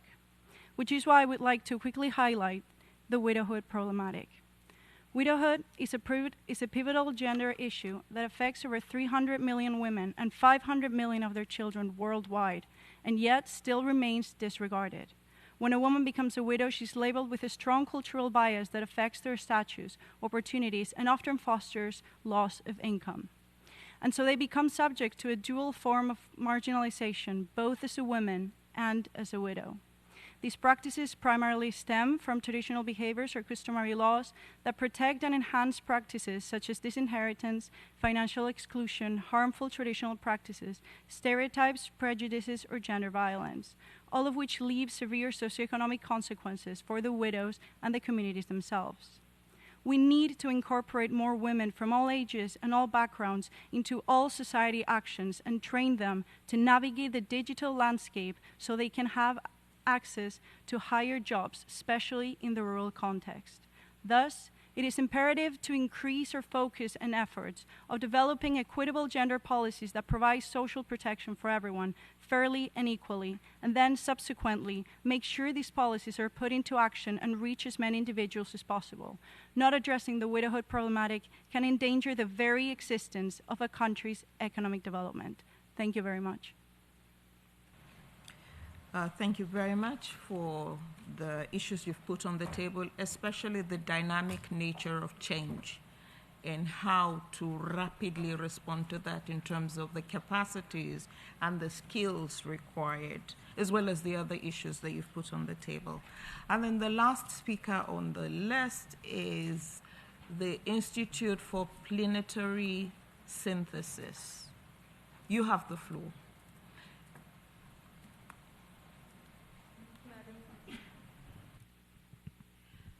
Thank you, Madam Chair. On the one hand, digital technology is empowering us. On the other, it's taking away the jobs of the poorest. We propose a steering digitalization towards economic and social justice by basing it on the informal economy, which has three prongs. It has three different aspects to look at. One is the fast-growing online economy, where often free courses and facilities are available, which empower us all. The second one are the volunteers, and the third one is the home economy, which we all come forth out of, which one also calls the love economy.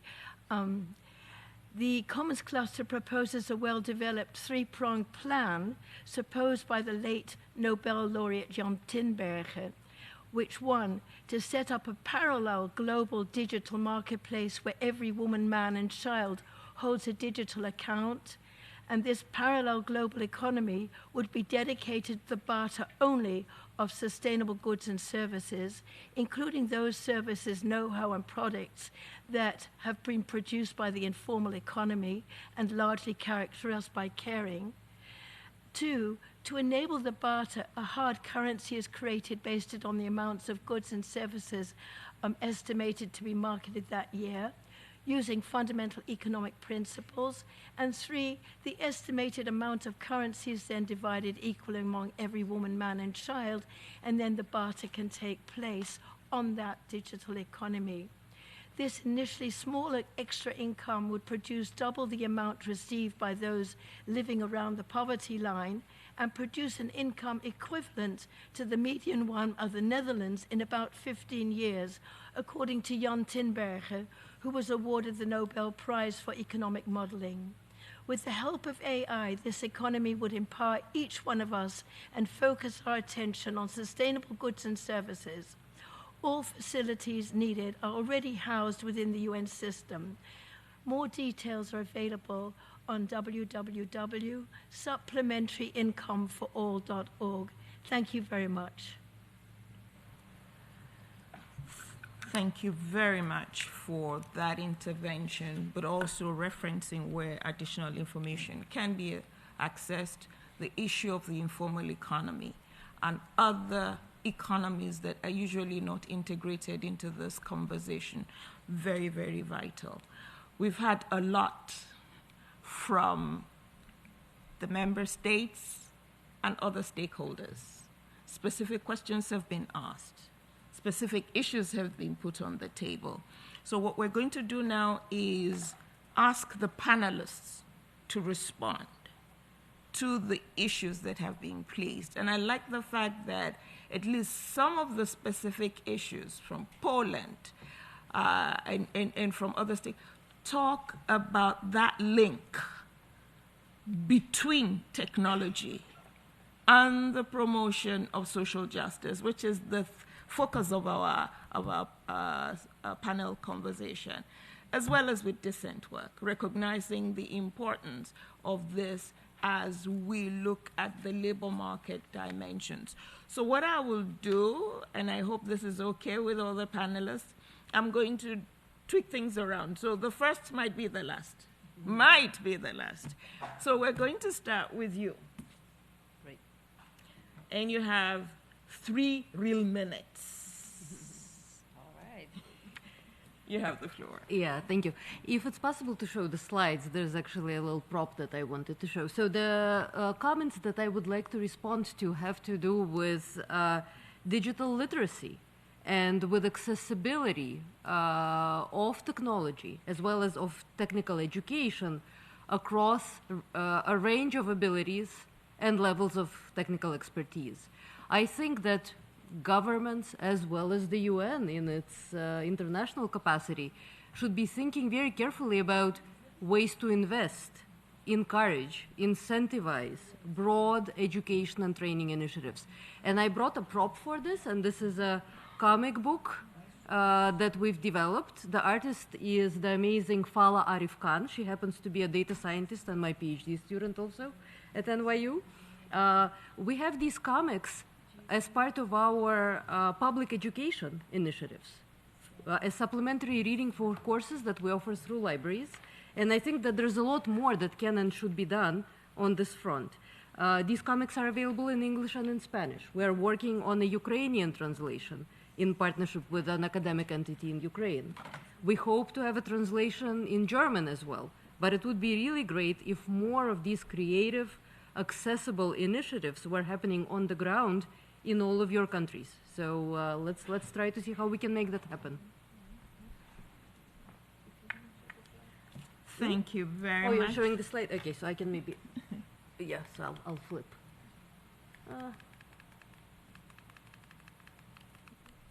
Yeah, this is just for a bit more information, but you can maybe ask the next question meanwhile, while I'm flipping.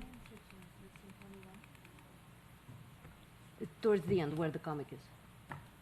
Or...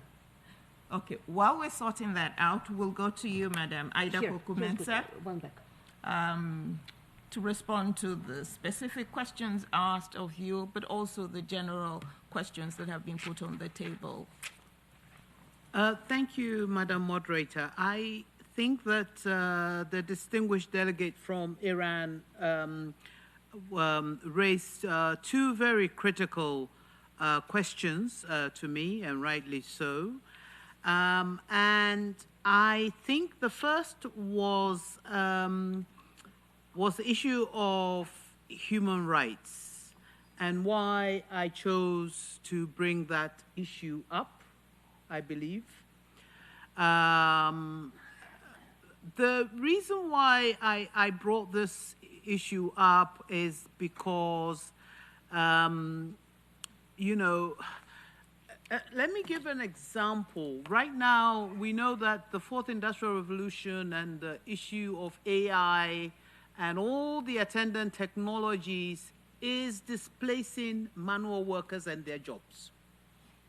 The automation process is displacing low-income workers and their wages. And therefore, we need to be able to get the trade unions or workers' unions to be vocal about this. This becomes a human rights issue. It becomes a freedom of expression issue. So that was the interpretation.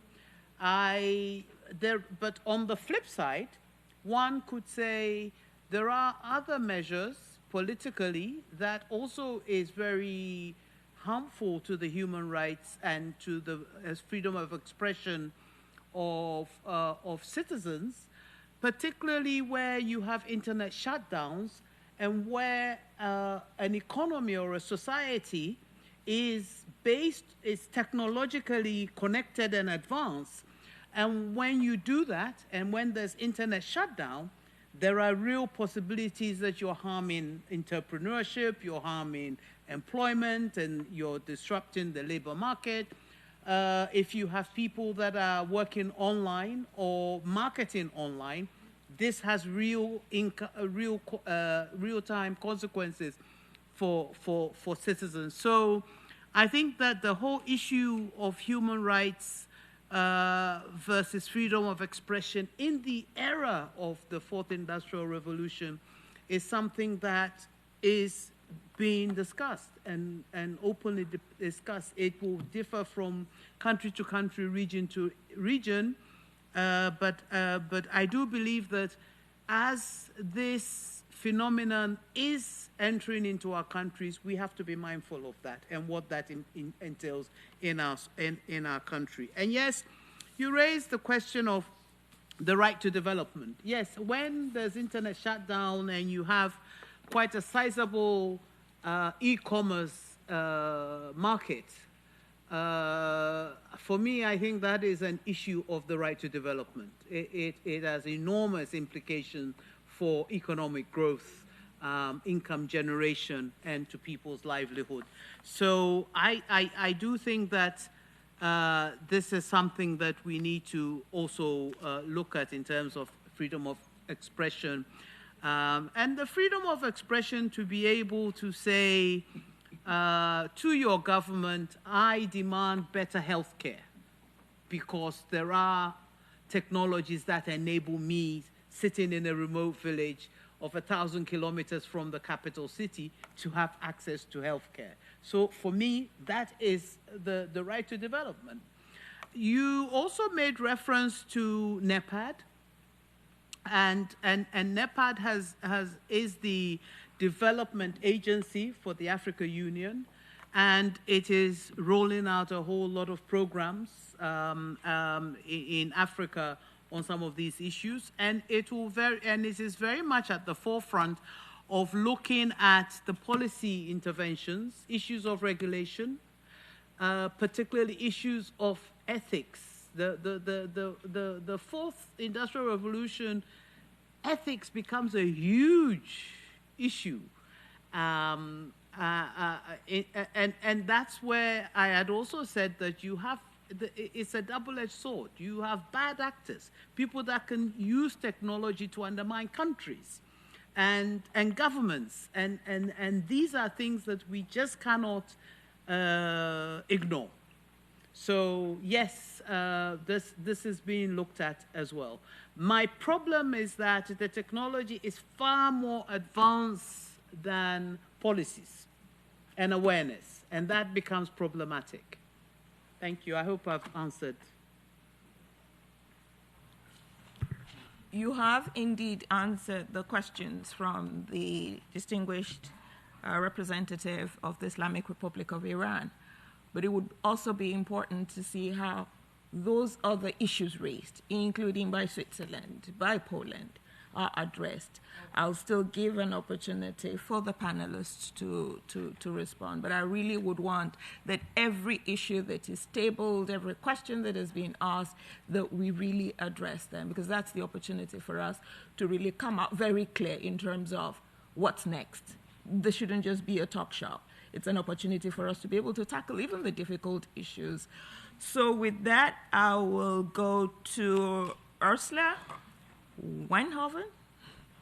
You have the floor. Thank you so much, and thanks for all the great questions and comments, and there were some fantastic examples as well of what's happening on the ground, which is really inspiring too. I thought I'd address just two things. First of all, around the question from the permanent representative of Poland about, among other things, how to ensure that websites are accessible, et cetera, for everyone. In that context, I think one thing that's really powerful and important is the role of standards for accessible technologies. And this is one of the areas that ITU's worked on for a really long time.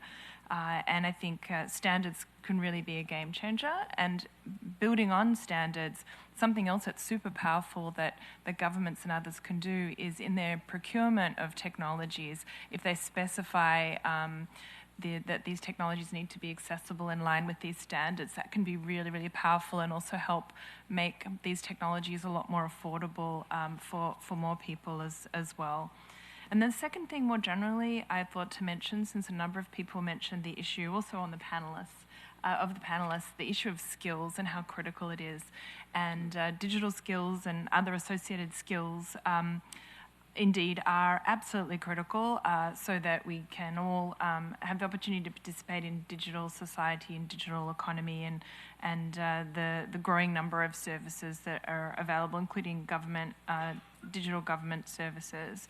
So in that context, digital skills and connectivity really go hand in hand and need to go hand in hand because, as I mentioned in my remarks or in the remarks of Dr. Zavazava, that lack of skills is one of the many reasons actually why even when the infrastructure and connectivity exists, there are people who are not using the internet, or even if they have access, not using it to its full extent.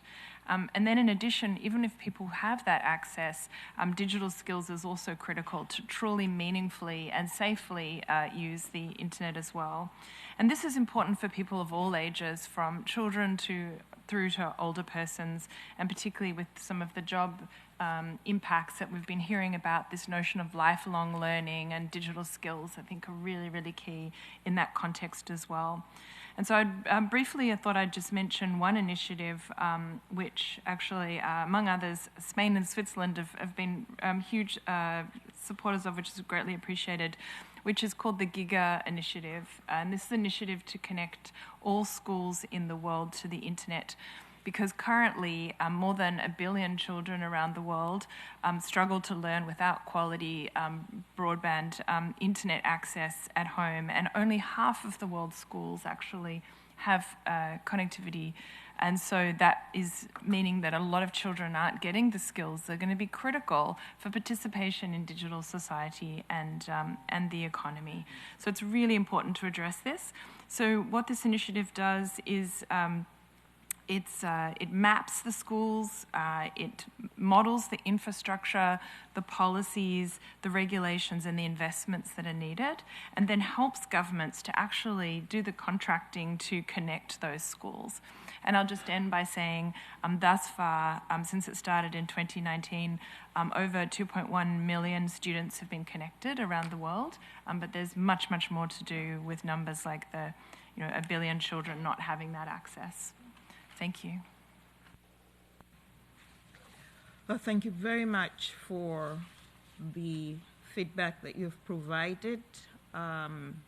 Just to note that I'll still come back to you. We have up till 6, but we'll make sure that we finish before 6, right? And we'll now go to Ms. Heba Hagras. You have the floor, please. Actually, everyone here is very much concerned about justice and what will happen with digital transformation, and what about different categories of people and the effect on the economy and the effect of their lives, on their lives and all this.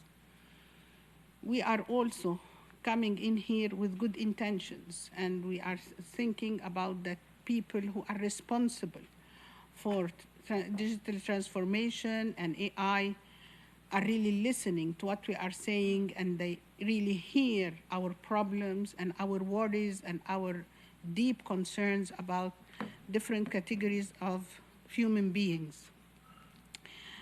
We are reaching out for them through such a meeting to tell them everything that we are really worried about. And we know that they are the key players and the ones that hold all the threads in their hands, and we are expecting them to really act with this good intention and all this goodness in their hearts, to start thinking about the persons that we have mentioned and all the categories that will be affected with their invention and intervention. And we really expect them to make a revolution for humanity, a positive revolution, and not to destroy humanity with their new work, or not to be considerate enough so that they would harm portion of humanity, and really work in a way that will make us all really feel that we are really Instead of improving the world for everybody, we are destroying the world for everybody. So hearing the voices of people that are concerned, hearing the voice of the people that will be affected is what we really should always look for and listen to and hear. And at the end, this digital transformation, yes, it is a human right issue. Thank you. Thank you very much. And you raised a very critical point, and I was looking at the chair, when I heard you. We've talked about the importance of inclusive discussions, of engagement, and that the right people need to be at different fora to clearly hear what is being articulated, so that there's a real conversation. We're not having different kinds of conversations that are not interconnecting. So the point you raised there is very, very important. And I guess, I believe that's one of the key takeaways from here. However, I also want to put on the table that there is the conversation around the Global Digital Compact, within the context of the Summit of the Future. And these are some of those platforms that we have to ensure that those interconnections take place, and they have to be effectively utilized. So I'm happy that you brought that up. Very, very crucial. We'll now go, you're not the last, and that's to the Honorable Secretary of State, Mr. Bastos. We really would like to hear your perspectives around all those issues that have been raised before we now do the final closing. You have the floor. Well, thank you very much, Madam Moderator. First, I would like to thank all the panelists for their interventions, the presentations, and also for the questions raised here. They are very pertinent, and I live here today with lots of new perspectives on this subject, and I think we must continue to discuss this issue, as you said, in different fora. We'll be having in Portugal in the month of May also a meeting of the International Social Security Association in the city of Porto, and this topic will also be discussed. Well, some of the questions have already been addressed, and I agree with all the remarks made by my colleagues here. So I would perhaps just have a general comment. As it is obvious in our discussions here today, the use of technology brings us new opportunities to strengthen social protection, despite the complex challenges it brings along, of course, such as the need to address the digital divide, the issue of digital connectivity, and also the very sensitive aspects related to ethics. But digital transformation, as I tried to stress in my first presentation, is a means to increase access, to improve the reach of social benefits to those in need, and also a very powerful tool to reinforce some of the mechanisms put in place through, for example, data analysis and interoperability, to guarantee social rights, but also to push forward the decent work agenda and workers' rights. So it's a very important field we must continue to develop and explore. I would also perhaps add that something you, Madam Moderator, also mentioned, which is the importance of international cooperation in this field. Portugal is very much also committed with this in this subject of the use of technologies, mainly in the context of the community of Portuguese-speaking countries, We have quite a lot of projects together in order to cooperate in this field and make and try to shape, as you said, the use of technologies and the digital to enhance our systems and in order to create positive impacts in this field.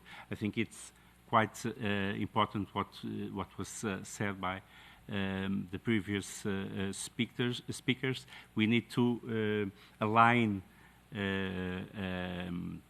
the policies with the strong development of technologies. Technologies are meant to be used to guarantee the quality of policies.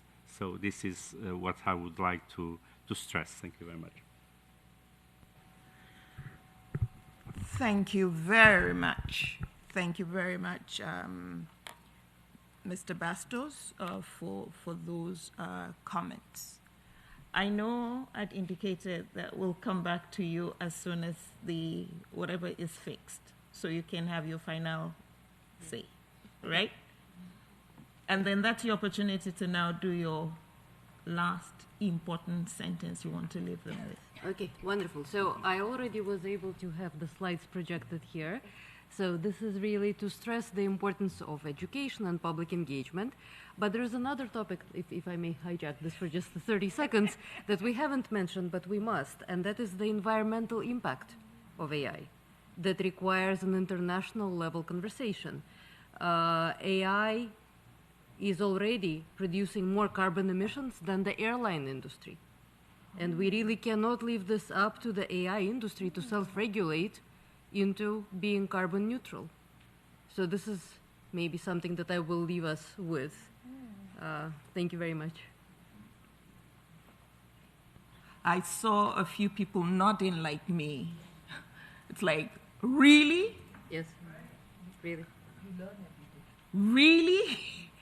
So that was, I mean, it's pertinent that you're leaving us with that information, which for some of us is quite shocking in terms of the environmental impacts of AI, and not necessarily positive, that we need to address and we need to integrate into the conversation.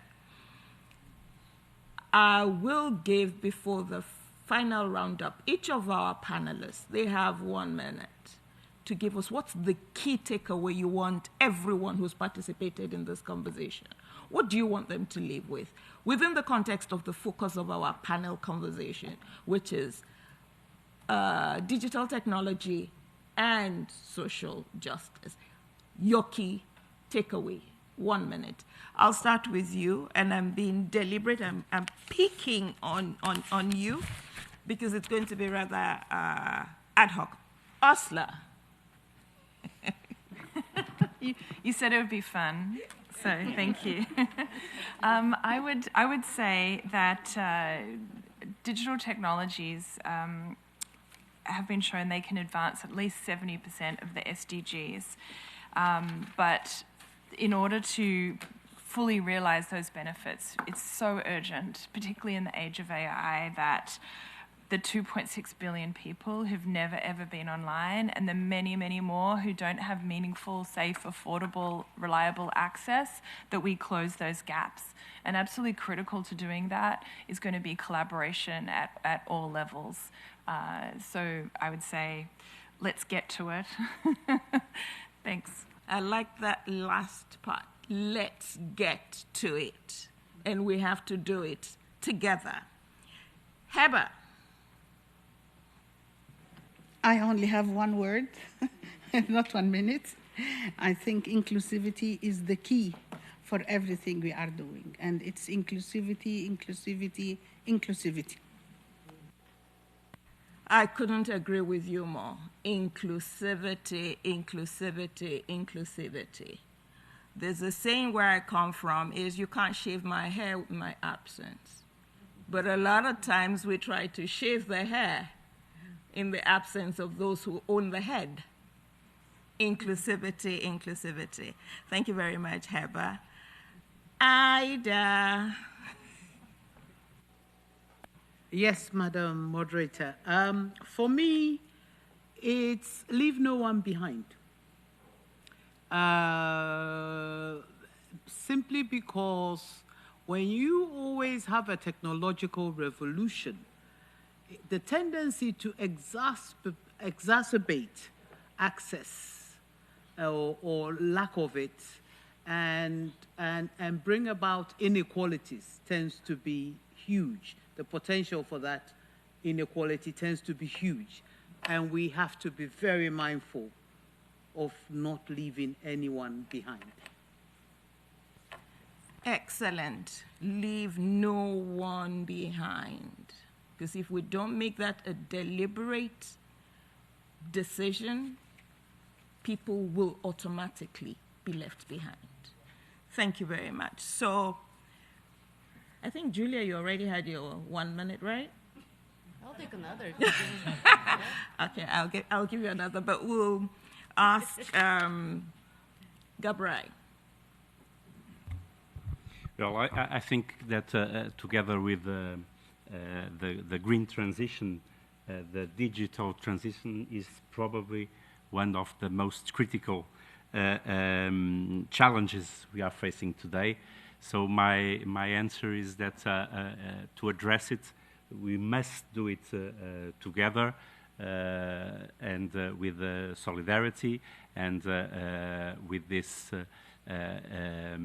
inclusive approach, because we will only win if we are together. Thank you very much. You know, there's a convergence there, right? Things are moving in the right direction. So, Julia, you get to have a second shot. Amazing. Thank you. We already all know what the problems are, I think. We don't need another framework and another round of deliberation. Let's all come together and actually take action on making sure that AI is used responsibly to the benefit of everyone. Let's get investment together. Let's get people to the table so that everybody can speak up. Let's move. Let's make a change. This is our chance to engineer things together, not just talk about them and critique. They've said it. They've all said it. First, I would like us to give the panelists a wonderful round of applause, because I think they've done a great job. Okay, some of you don't agree with me. You're not applauding. I think they've done an amazing job. And let's also give a round of applause to all those who intervened for those very pertinent and salient issues and questions that were raised. For those who have even left.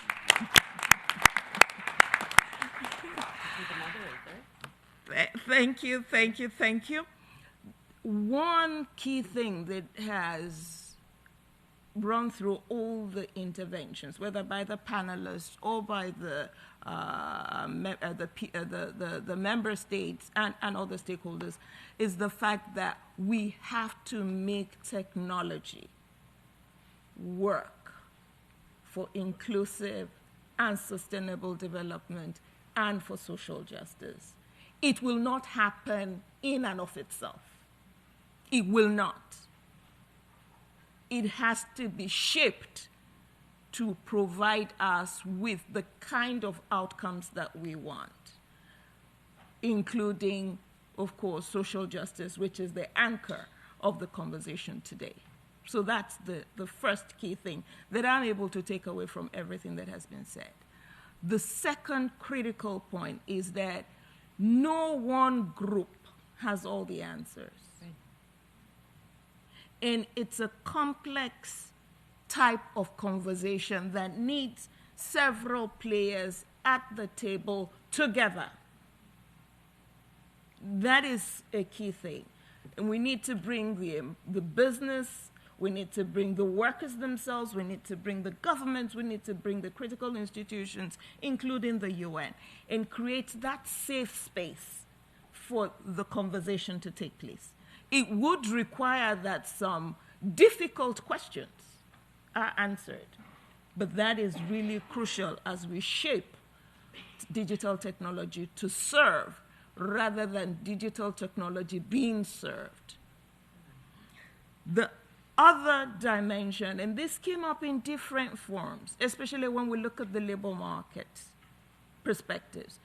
The focus is not just on the quantity of jobs, it's also on the quality of jobs, especially when we're looking at sustainable development.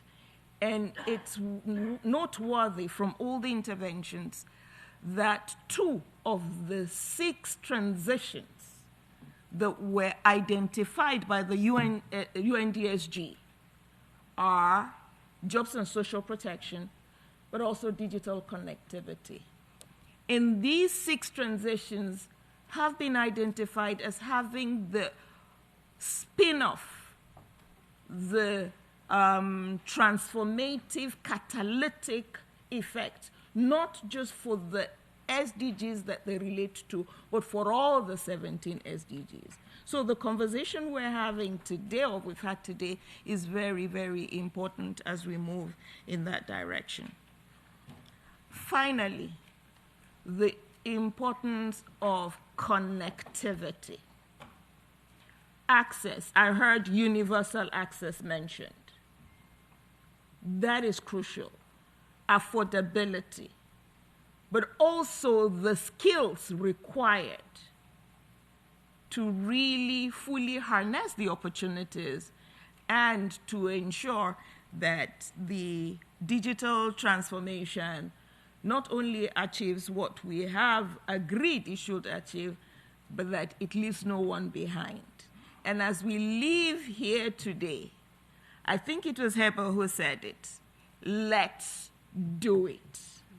Let's make sure it's not all talk, but that after the talk, which has been rich, there's concrete action.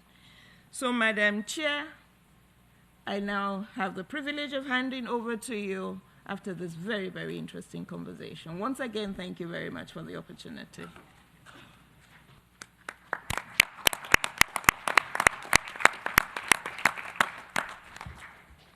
Thank you very much, Madam Moderator. By the spontaneous claps, you can see how well you have led this session. So warm congratulations. Colleagues, we've reached the end of the panel discussion on emerging issues, which was entitled The Influence of Digital Transformation on Inclusive Growth and Development, A Path to Realizing Social Justice. Needless to say, I thank Madam Moderator for skillfully guiding our discussion, and dare I say, with so much flair. I would also like to thank the distinguished panelists and delegations for their participation and contributions. Before adjourning this meeting, I would like to remind colleagues that tomorrow at 10 a.m., the Commission will resume its consideration of Agenda Item 3A to hold an interactive dialogue with senior officials of the United Nations system on the priority theme. The meeting is adjourned. Congratulations. Thank you very much. Not at all. Pleasure, pleasure, pleasure.